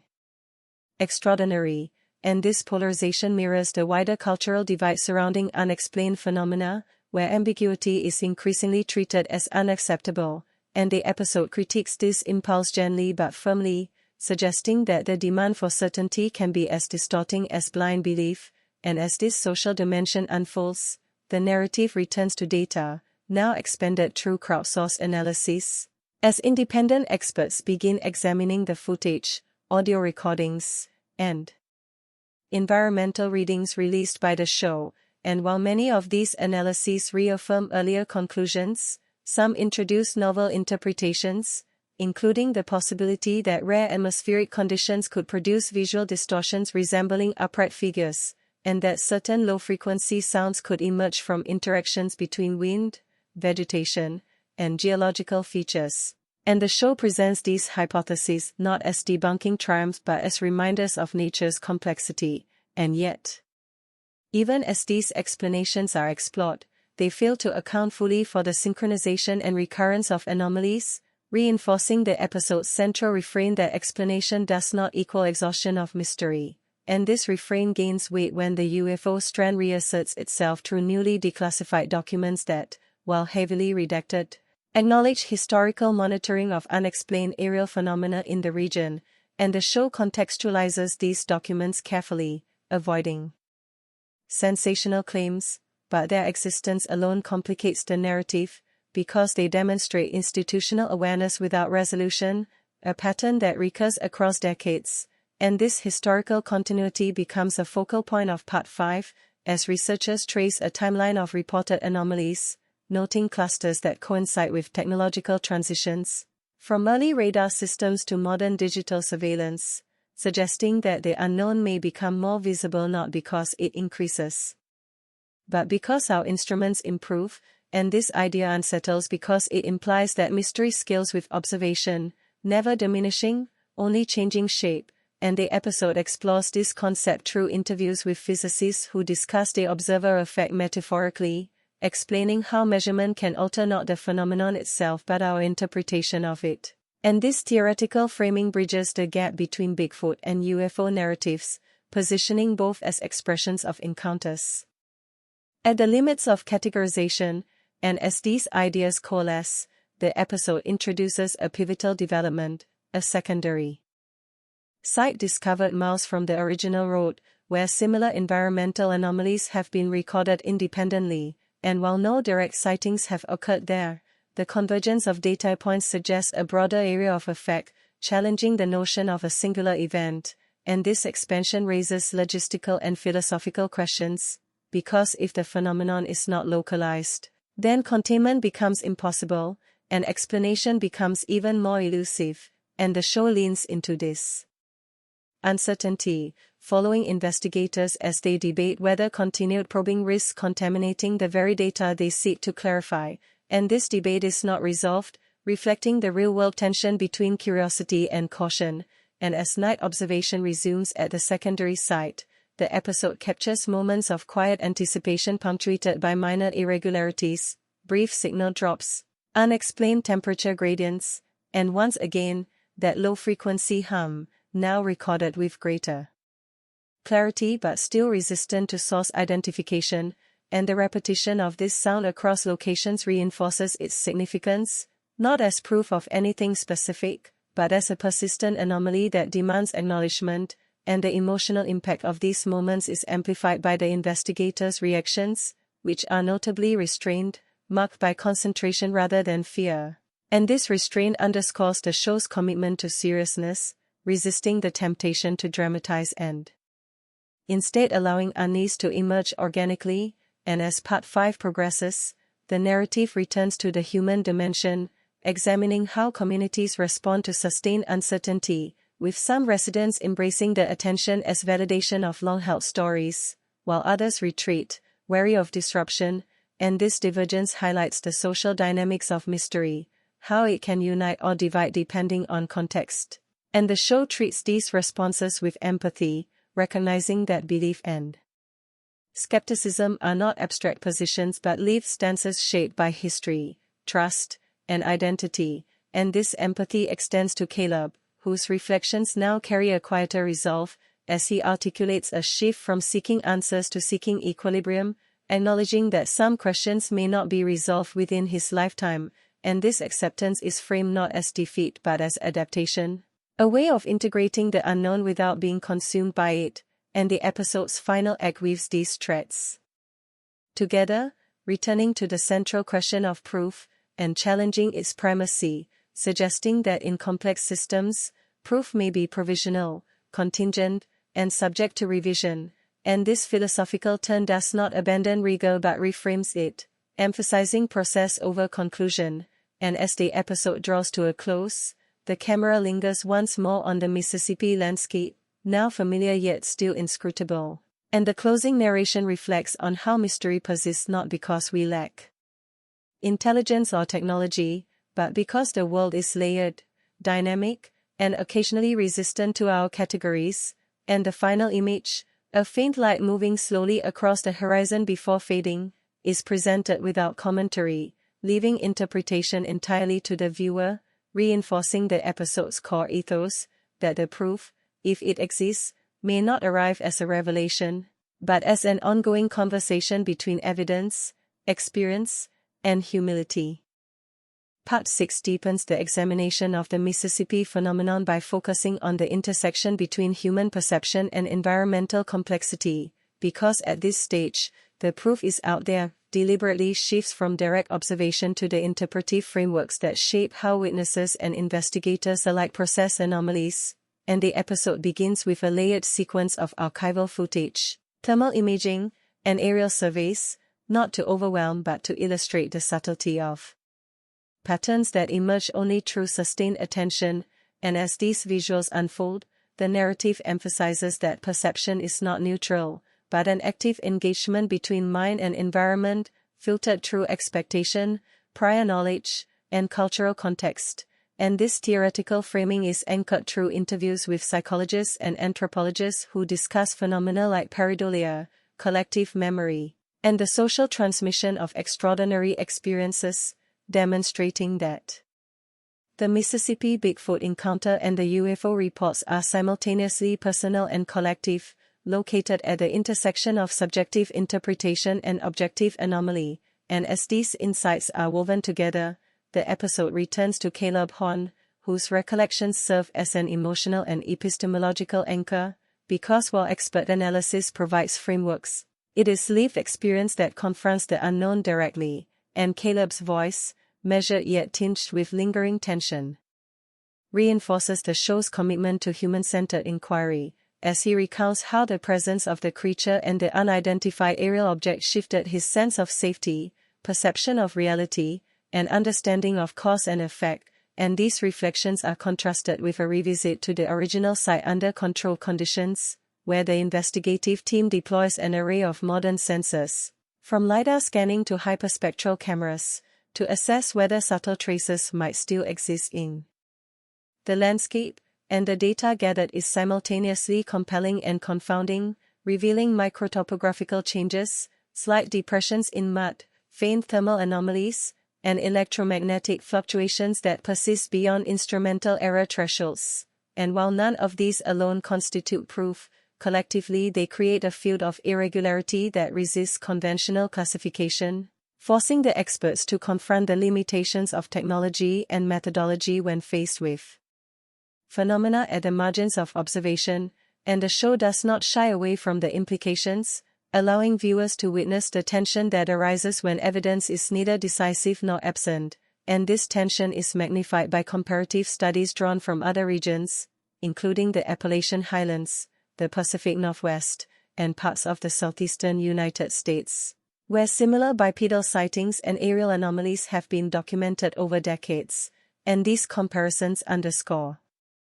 the possibility that Mississippi is not an isolated case, but part of a broader pattern, one that challenges linear, localized explanations, and as the episode explores these patterns, it introduces forensic acoustic analysis of the low-frequency sounds recorded at the site, which reveals a combination of rhythmic modulation and amplitude shifts inconsistent with any documented animal vocalization, industrial source, or meteorological effect, and while these findings remain inconclusive, they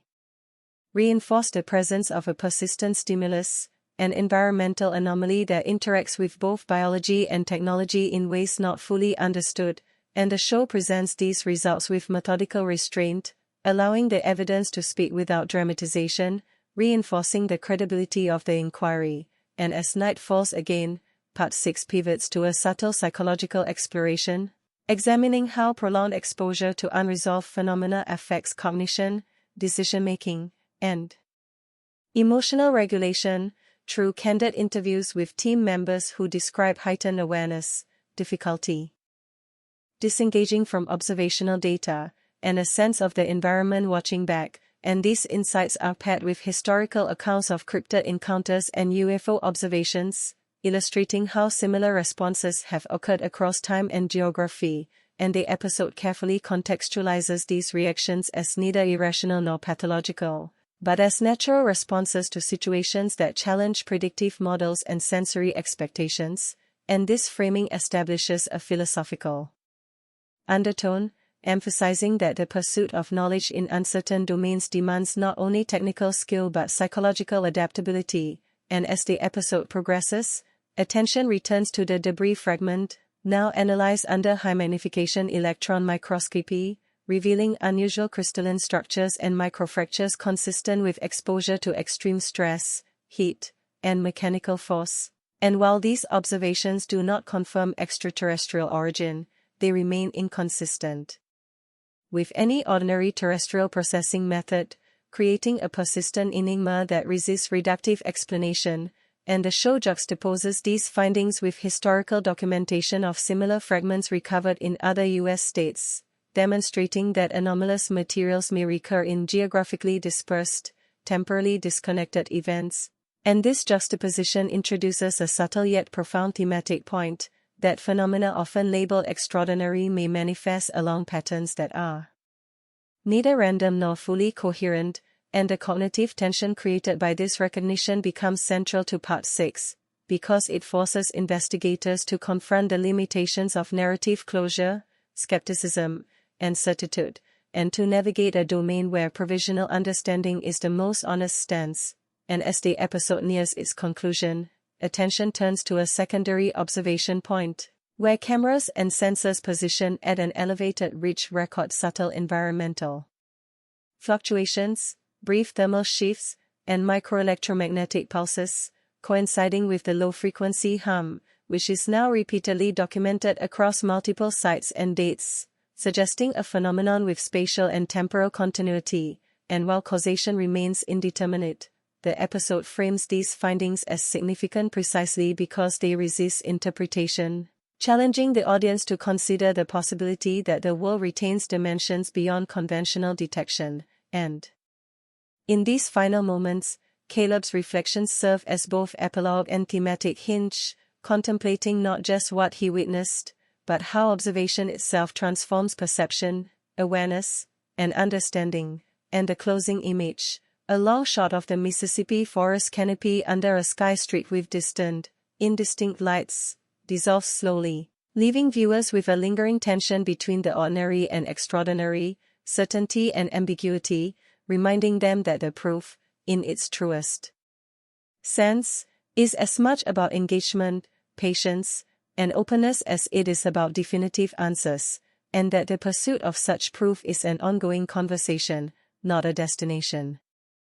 Part 7 opens with a renewed emphasis on environmental context, as the proof is out there, deliberately expands the investigative lens to encompass the complex interplay between Mississippi's geography, climate, and historical accounts of anomalies, and this expansion serves not merely to fill space but to deepen understanding of why certain locations repeatedly become focal points for unexplained phenomena, because the episode illustrates how riverine systems, dense pine forests, and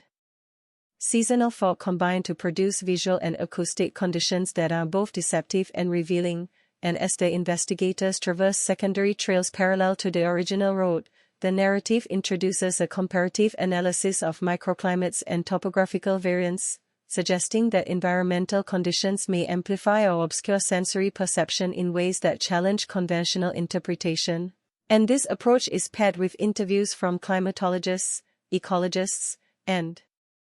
geophysicists who explain how small-scale phenomena, such as temperature inversions, localized electromagnetic gradients, and pressure differentials, can interact unpredictably with the human nervous system, creating the subtle distortions in perception that witnesses often describe as uncanny, yet the show carefully distinguishes between natural anomalies and the persistent, structured irregularities captured in thermal and radar data, emphasizing that the two cannot fully account for the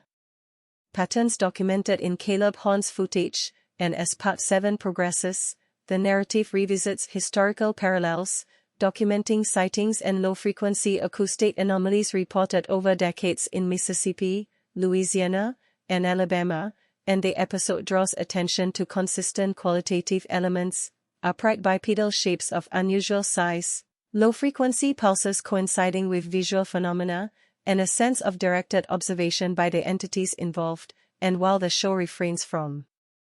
asserting causation, it highlights these consistencies as compelling data points, encouraging the audience to consider broader interpretive frameworks without slipping into sensationalism. And the human dimension remains central, because the emotional and cognitive impact on witnesses is treated as both data and narrative, with Caleb reflecting on the dissonance between what he saw, what he believed, and how others interpreted his account, and this reflection is amplified by his interactions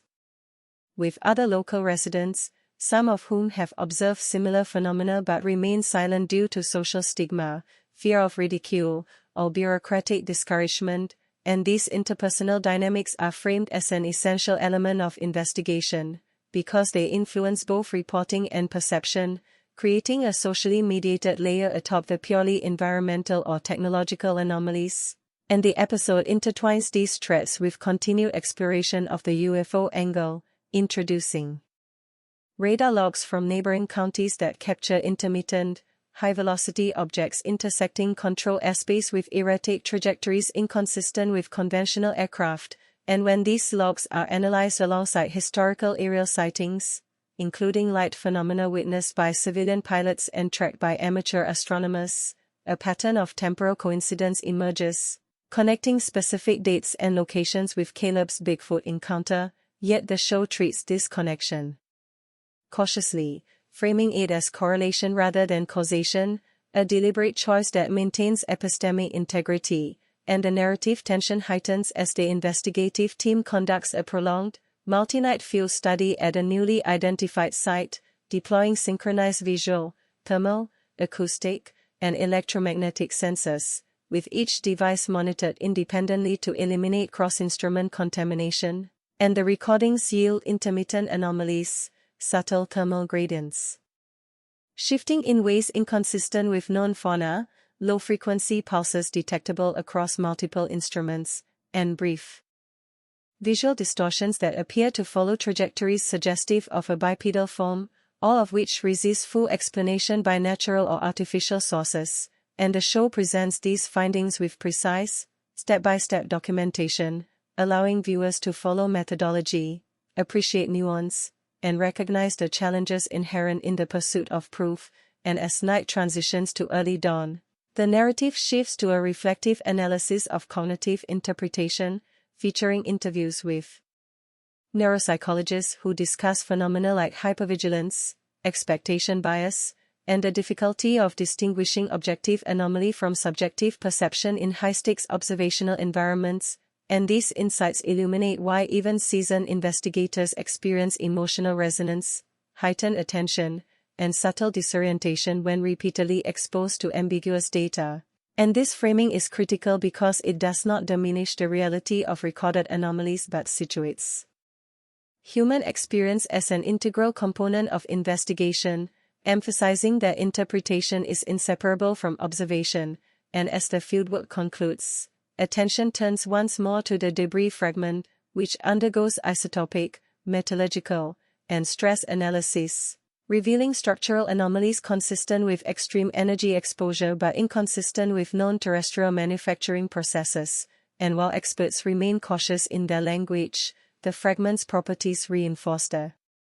notion that the phenomena may not be fully reducible to conventional understanding, and this scientific ambiguity mirrors the psychological tension explored in parallel, as investigators and witnesses alike negotiate belief, doubt, and emotional investment. And the episode deliberately juxtaposes these human elements with environmental data to underscore that the pursuit of proof is as much about resilience, patience, and cognitive flexibility as it is about instruments and methodology, and as the episode nears its final sequence, the focus narrows to a sustained observation from a high vantage point overlooking the original road, capturing subtle thermal distortions, faint low-frequency hums, and sporadic electromagnetic fluctuations, all while maintaining strict controls against observer interference, and the show allows these events to unfold with minimal commentary, reinforcing a sense of veracity and restraint. And finally, Part 7 concludes with a contemplative reflection on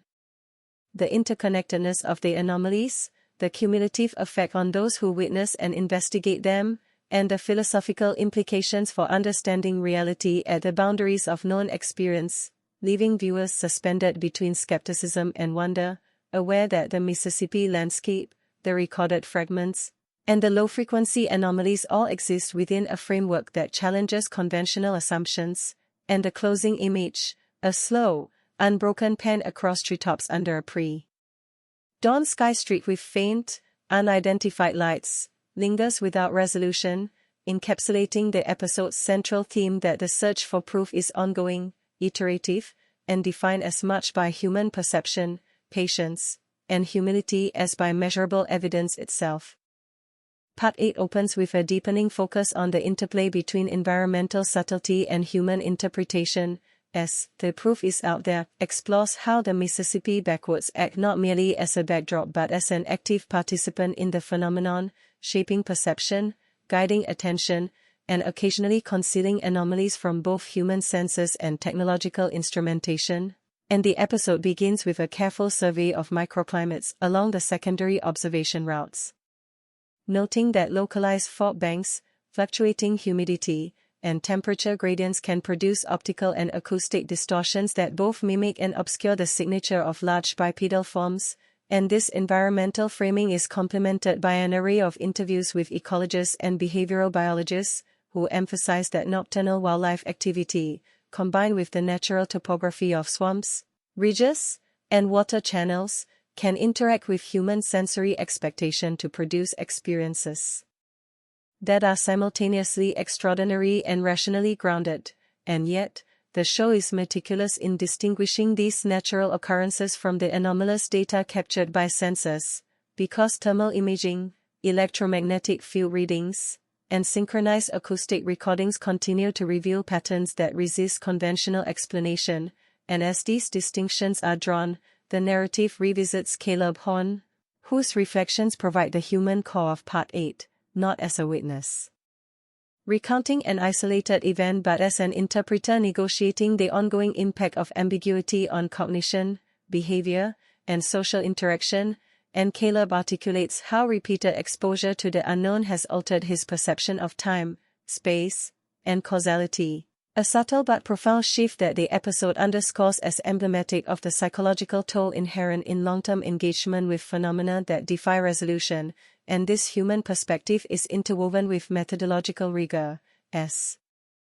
the investigative team undertakes a systematic mapping of anomaly occurrence, deploying an expanded array of instruments designed to triangulate thermal, electromagnetic, and acoustic signals across multiple sites, and the collected data reveals repeated low-frequency hums, transient thermal distortions consistent with upright locomotion, and brief electromagnetic spikes, all occurring in patterns too regular to be dismissed as coincidental yet too inconsistent to provide straightforward explanation, and this tension is heightened by comparative historical analysis, as archival reports from nearby counties, dating back decades, document similar patterns of sighting clusters, acoustic disturbances, and environmental irregularities, often coinciding with periods of heightened aerial monitoring or unusual meteorological conditions, and while the historical data is fragmentary, its repetition across time and space suggests a phenomenon with both continuity and adaptability, challenging simple models of terrestrial explanation, and as the episode progresses, the UFO strand is integrated more tightly, with radar logs, eyewitness reports, and pilot accounts showing intermittent high-speed objects that defy known aerodynamic limits, and when these logs are overlaid with environmental anomaly data, a loose temporal and spatial correspondence emerges, indicating that what occurs in the air may be linked, directly or indirectly, with what occurs on the ground, yet the show carefully refrains from asserting causality, maintaining epistemic discipline while allowing the audience to contemplate connection without coercion, and the narrative tension is further amplified as investigators conduct a prolonged observation at a tertiary site, remote from the original road and secondary routes, deploying cameras, LiDAR scanning, electromagnetic sensors, and audio recorders in an effort to capture multimodal data simultaneously, and the recordings from this site produce intermittent thermal distortions, low-frequency pulses, and visual anomalies that appear to trace the path of upright forms through dense vegetation, yet vanish or reappear inconsistently, resisting definitive characterization, and this recurring ambiguity reinforces the core theme of Part 8, that the unknown is structured not to be solved easily but to challenge assumptions, methodological rigor, and interpretive frameworks simultaneously. And while the show's production team presents these findings with careful annotation and methodological transparency, the episode also emphasizes the human response, documenting subtle physiological and psychological effects on the observers themselves, including heightened vigilance, microadjustments in perception, and moments of cognitive dissonance when data appears contradictory, and this dual focus on phenomena and human response underscores the interdependence of observer and environment in constructing understanding. And as night progresses, the episode introduces acoustic anomaly analysis in detail, using spectral decomposition and cross-site comparison to identify recurring frequencies with modulation patterns inconsistent with known wildlife or anthropogenic sources. And while definitive identification remains elusive, the consistency and spatial distribution of these signals provide compelling evidence that some unknown source persists within the environment. And as the team collates and visualizes the data, Part 8 expands philosophically, examining how human categorization, expectation, and cultural narrative influence both the reporting of anomalies and the interpretation of evidence, drawing upon interviews with psychologists, historians, and anthropologists, who collectively emphasize that observation alone cannot disentangle fact from perception, particularly when phenomena occupy liminal thresholds between the ordinary and the extraordinary. And this theoretical framing is illustrated with archival accounts from earlier decades, revealing that residents and witnesses consistently describe the sensation of being observed, fleeting visual glimpses of upright forms, and correlated auditory anomalies, reinforcing the sense that the environment itself participates in the production of experience, whether through natural processes, unknown agents, or some combination thereof. And the episode continues to explore the debris fragment under extreme magnification and isotopic analysis, uncovering complex crystalline structures that indicate exposure to forces and temperatures beyond standard terrestrial manufacturing processes, yet still inconclusive in terms of origin, further blurring the lines between empirical science and unresolved anomaly. And as the narrative reaches its climax, Part 8 emphasizes cumulative pattern recognition over individual events, demonstrating how clusters of irregularities, cross-reference with historical, environmental, and technological data, suggest that the Mississippi phenomena are not isolated, but part of a subtle and persistent system that challenges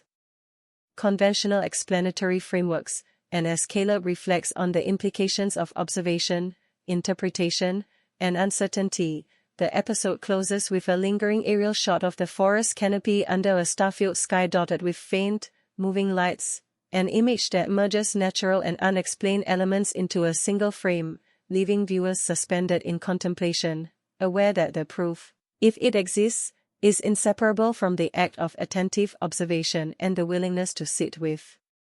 questions that may never be fully answered. And this unresolved tension, carried across both Bigfoot and UFO threats, encapsulates the essence of Part 8, that mystery persists not to provoke fear, but to illuminate the limits of human knowledge, the interplay between perception and environment, and the enduring challenge of understanding what lies beyond immediate comprehension. Part 9 opens with an intensified focus on the relationship between human perception and the enduring anomalies recorded across Mississippi. As The Proof Is Out There now emphasizes the cumulative psychological and environmental complexity that has emerged over the previous observations, and this deepening focus is immediately apparent in the narrative structure, which alternates between detailed field recordings, thermal and electromagnetic data analysis, and in-depth interviews with both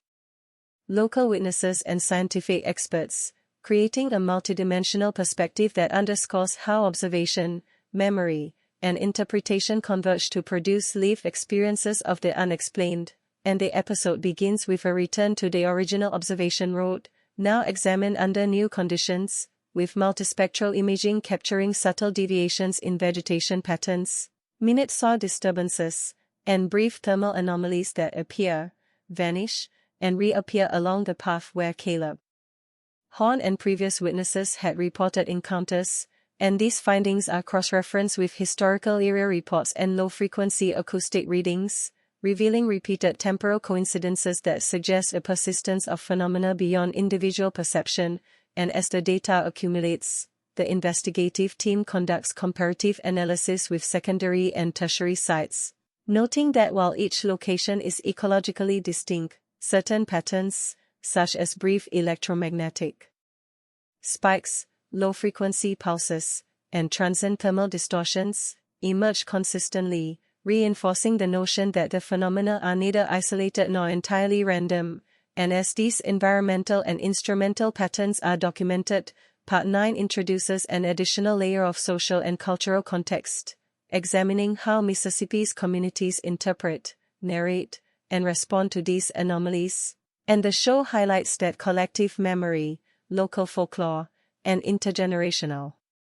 storytelling shape both the expectation of observation and the manner in which events are reported, and this cultural overlay becomes critical when new witnesses come forward, providing corroborating accounts that describe subtle environmental cues, fleeting glimpses of upright shapes, and an uncanny sensation of being observed, details that, while subjective, align closely with previously documented anomalies, thereby increasing the evidential density without resolving ambiguity. And this interplay between human narrative and empirical data drives the epistemological tension at the heart of the episode, because it demonstrates that uncertainty is compounded not only by the complexity of environmental stimuli but also by the interpretive frameworks imposed by culture, prior experience, and individual expectation. And the show underscores this dynamic by juxtaposing interviews with psychologists, anthropologists, and historians, who collectively argue that our perception of unexplained phenomena is an emergent property of both stimulus and cognition, and while these insights provide conceptual clarity, they do not diminish the anomalous qualities captured through instrumentation, and as Part 9 progresses, the focus returns to the ongoing analysis of the debris fragment, now subjected to advanced isotopic and metallurgical scrutiny, revealing internal microstructures suggestive of high-energy exposure, rapid cooling, and mechanical stress inconsistent with terrestrial manufacturing methods. And while the fragment's origin remains indeterminate, these results amplify the narrative tension by presenting a tangible object that resists easy classification, and this object becomes a focal point for discussion among the investigative team, highlighting the intersection of material science, environmental observation, and interpretive challenge. And concurrently, the UFO component of the investigation intensifies, with new radar anomalies intersecting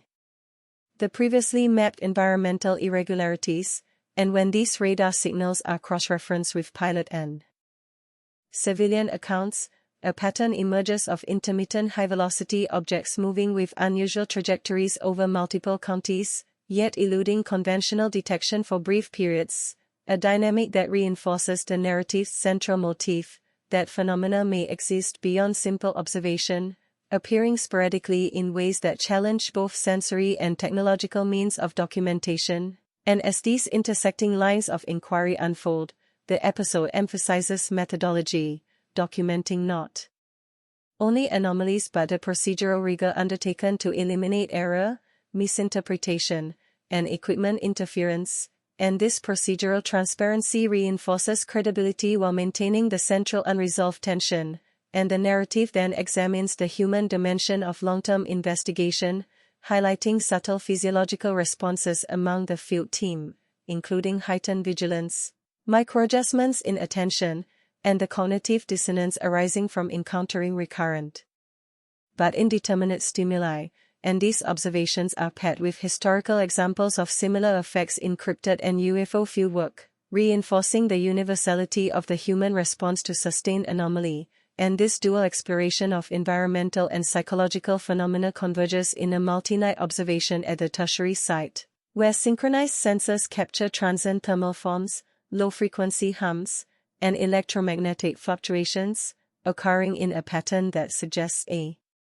coherence beyond random environmental noise, yet the forms remain elusive, neither fully materialized nor entirely absent, and the show carefully presents these data alongside cultural, historical, and psychological analyses, maintaining a balance between empirical documentation and interpretive framing. And as the episode draws toward its close, Part 9 highlights the philosophical implications of persistent ambiguity, emphasizing that the search for proof involves not only measurement and instrumentation but also reflection, patience, and a willingness to inhabit uncertainty. And the closing sequence juxtaposes Caleb's contemplations with wide-angle shots of the forest canopy under starlight, interspersed with faint moving lights whose origin remains undetermined, and the episode ends without resolution, leaving viewers with an awareness of the persistence, complexity, and subtle coherence of the Mississippi anomalies, and reinforcing the overarching message that mystery is not merely a gap in knowledge but a domain in which human perception, environmental complexity, and instrumental data converge to produce experiences that resist conventional explanation, and in doing so, Part 9 establishes that the pursuit of proof is as much about sustaining inquiry, humility, and attentiveness as it is about achieving definitive answers. Part 10 begins by expanding on the multifaceted investigative framework established in earlier episodes. As the proof is out there, delves deeper into the complex interaction between environmental, technological, and human factors in the Mississippi anomalies, and the episode opens with a longitudinal study of sensor data collected over several weeks, incorporating thermal, electromagnetic, acoustic, and visual readings, with the investigators meticulously cataloging temporal coincidences, spatial correlations, and patterns of recurrence, and this methodical accumulation of evidence serves not merely as documentation but as a narrative device, emphasizing how persistent observation transforms understanding and perception, and the show immediately foregrounds the human element, focusing on Caleb Horn and the investigative team's cognitive and emotional adaptations to repeated exposure to unresolved phenomena, illustrating how sustained attention reshapes memory, expectation, and decision-making. And while psychological strain is evident, it is portrayed not as sensationalized drama but as a subtle reflection of the intellectual and emotional demands inherent in prolonged engagement with the unknown, and as Part 10 progresses, the episode revisits the debris fragment, now subjected to advanced spectroscopic, metallurgical, and isotopic analysis, revealing structural anomalies that suggest extreme energy exposure and mechanical stress inconsistent with known terrestrial processes, and while definitive origin remains elusive, these results anchor the narrative, providing a tangible element around which theoretical and observational threads coalesce, and concurrently, the Mississippi UFO component intensifies, with new radar data, civilian reports, and pilot accounts indicating intermittent high-velocity objects following erratic trajectories across multiple counties. And when these aerial anomalies are cross-referenced with environmental irregularities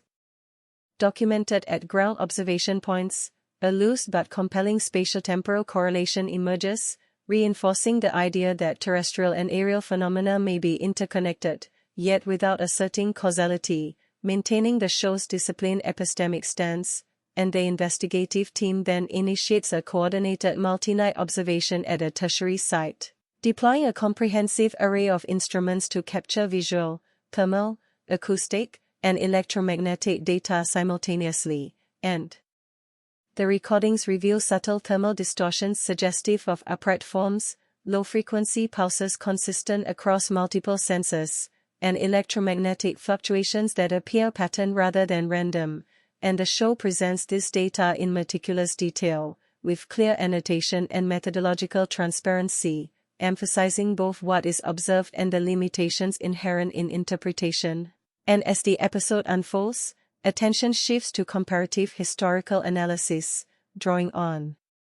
decades of cryptid sightings, unexplained aerial phenomena, and environmental anomalies across the southeastern United States. And this longitudinal perspective highlights recurring patterns, upright bipedal forms, low-frequency environmental pulses, transient thermal disturbances, and human perception of being observed, and while the data is fragmentary and interpretive, the consistency of qualitative elements across time and space suggests a phenomenon that persists and adapts, rather than emerging as a singular or isolated event, and the narrative further explores the cognitive and social dimensions of investigation, examining how expectation, cultural narratives, and community response shape reporting, perception, and interpretation, and interviews with psychologists, anthropologists, and local residents demonstrate that human engagement with the unknown is a dynamic interaction between observation, belief, and environmental feedback, creating experiences that are neither entirely objective nor purely subjective, and this exploration is juxtaposed with rigorous empirical methodology, highlighting the interplay between qualitative human experience and quantitative instrumentation. And as night falls during the tertiary observation, the episode captures subtle environmental cues, intermittent thermal anomalies, and faint low-frequency hums, all occurring in patterns that suggest structured irregularity rather than random noise, and the investigators' reactions, heightened vigilance, microadjustments in perception, and moments of cognitive dissonance underscore the human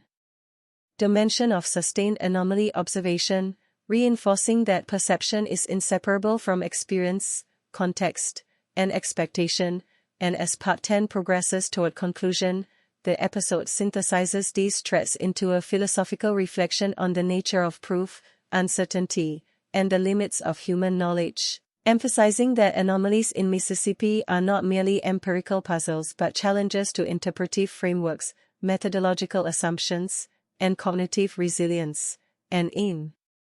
the closing sequences, the show juxtaposes wide-angle aerial shots of forested canopies under pre-dawn skies, faint moving lights captured across multiple instruments, and Caleb's contemplative narration on observation, expectation, and humility, producing a tableau that encapsulates both the mystery and the human engagement with it. And the episode ends without resolution, leaving viewers to dwell on the subtle coherence of patterns, the persistence of anomalies, and the ongoing challenge of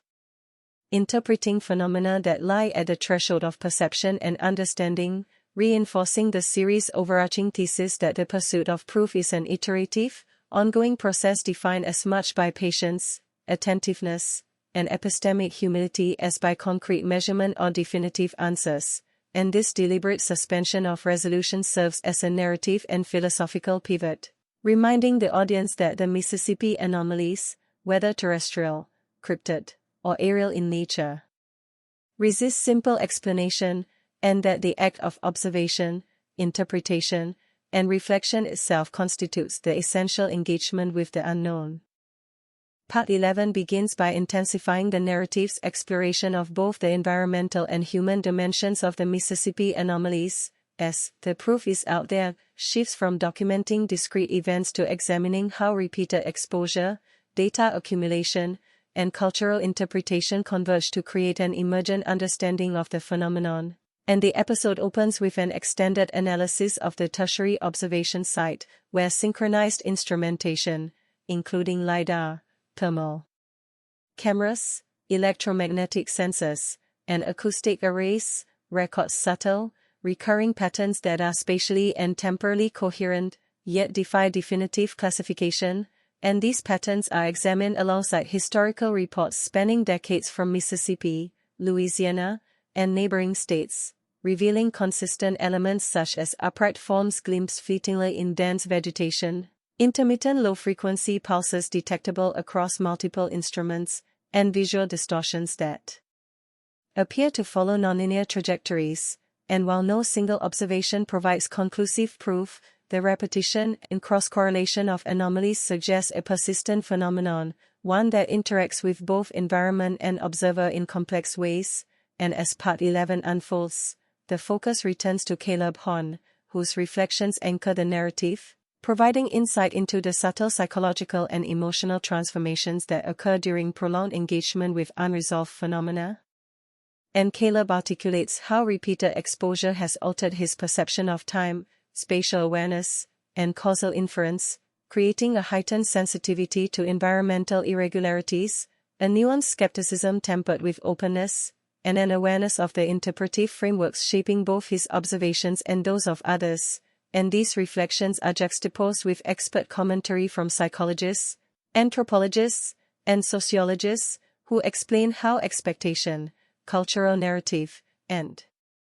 collective memory shape human perception of anomalies, influencing reporting, interpretation, and belief formation. And this social dimension is further amplified when additional witnesses emerge, providing corroborating accounts that describe fleeting visual forms, unusual auditory phenomena, and a sense of directed observation, all of which align with previous data yet remain ambiguous in origin. And concurrently, The investigation revisits the debris fragment, now subjected to the latest high-resolution isotopic, metallurgical, and stress analysis, revealing crystalline microstructures indicative of extreme energy exposure and rapid mechanical stress inconsistent with known terrestrial processes, and while the fragment's provenance remains unresolved, its persistent anomalous properties anchor the investigative and narrative threads, reinforcing the reality of something outside conventional classification, and the episode then examines the aerial anomalies in greater depth. Overlaying recent radar data, pilot reports, and civilian accounts with environmental readings from the ground, revealing intermittent high-velocity objects exhibiting erratic trajectories and apparent interaction with local environmental anomalies, yet remaining undetectable for periods, a phenomenon suggestive of either adaptive concealment, unconventional propulsion, or an interaction between terrestrial and aerial processes that defies current understanding, and as these intersecting observations are presented, the show emphasizes rigorous methodology, detailing sensor calibration, cross-instrument verification, and procedural controls implemented to minimize observer bias and equipment error, and these methodological discussions are complemented by footage documenting the investigative team's meticulous approach, reinforcing credibility and demonstrating the interplay between human diligence and environmental complexity, and as night observation resumes, the tertiary site yields further anomalies, brief thermal distortions that mimic upright locomotion, recurrent low-frequency hums, and electromagnetic fluctuations, all occurring in patterns inconsistent with random natural processes or known human activity, and these findings are contextualized within the broader historical record, illustrating both temporal and spatial continuity, and the episode emphasizes that the persistence of anomalies is itself a key aspect of the phenomenon, challenging conventional epistemological assumptions, and as Part 11 progresses, the narrative shifts to philosophical reflection, considering the implications of uncertainty, the limitations of human perception, and the ethical responsibilities of investigators, highlighting that engagement with unexplained phenomena requires patience, humility, and a balance between skepticism and open-mindedness, and these philosophical considerations are anchored through Caleb's contemplative narration, detailing how observation, reflection, and methodological rigor coalesce to form a lived experience that is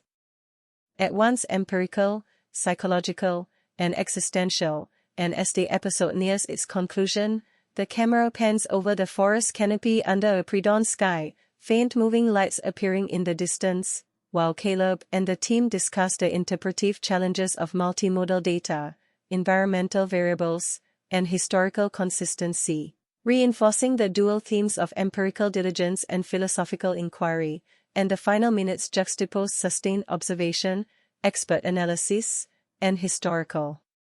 patterns, leaving viewers with an awareness of both the persistence and the ambiguity of the Mississippi anomalies, and the closing narration emphasizes that proof is not always a singular event or artifact, but a sustained engagement with evidence, perception, and reflection, and that mystery endures not to frustrate but to illuminate the boundaries of understanding, the limits of methodology, and the subtle interplay between observer, environment, and the unknown, and the episode ends with a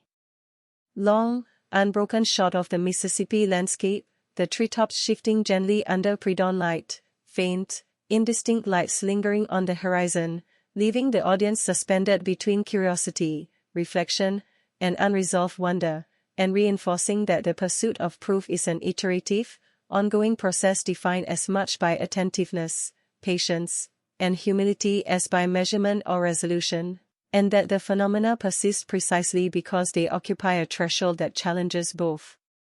observation and interpretation, inviting sustained inquiry rather than finality.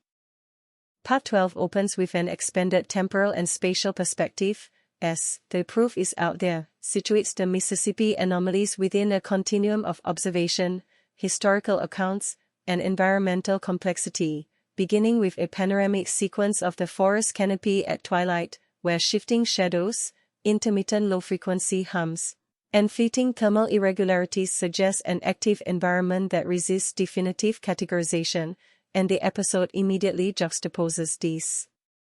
visuals with Caleb Horn reflecting on the cumulative effect of repeated exposure to unexplained phenomena, describing subtle changes in perception, attention, and cognitive processing, as well as the persistent tension between rational interpretation and experiential evidence, and these reflections are intertwined with methodical, step-by-step documentation of fieldwork, including synchronized multispectral imaging, LiDAR mapping, acoustic arrays, and electromagnetic monitoring, all calibrated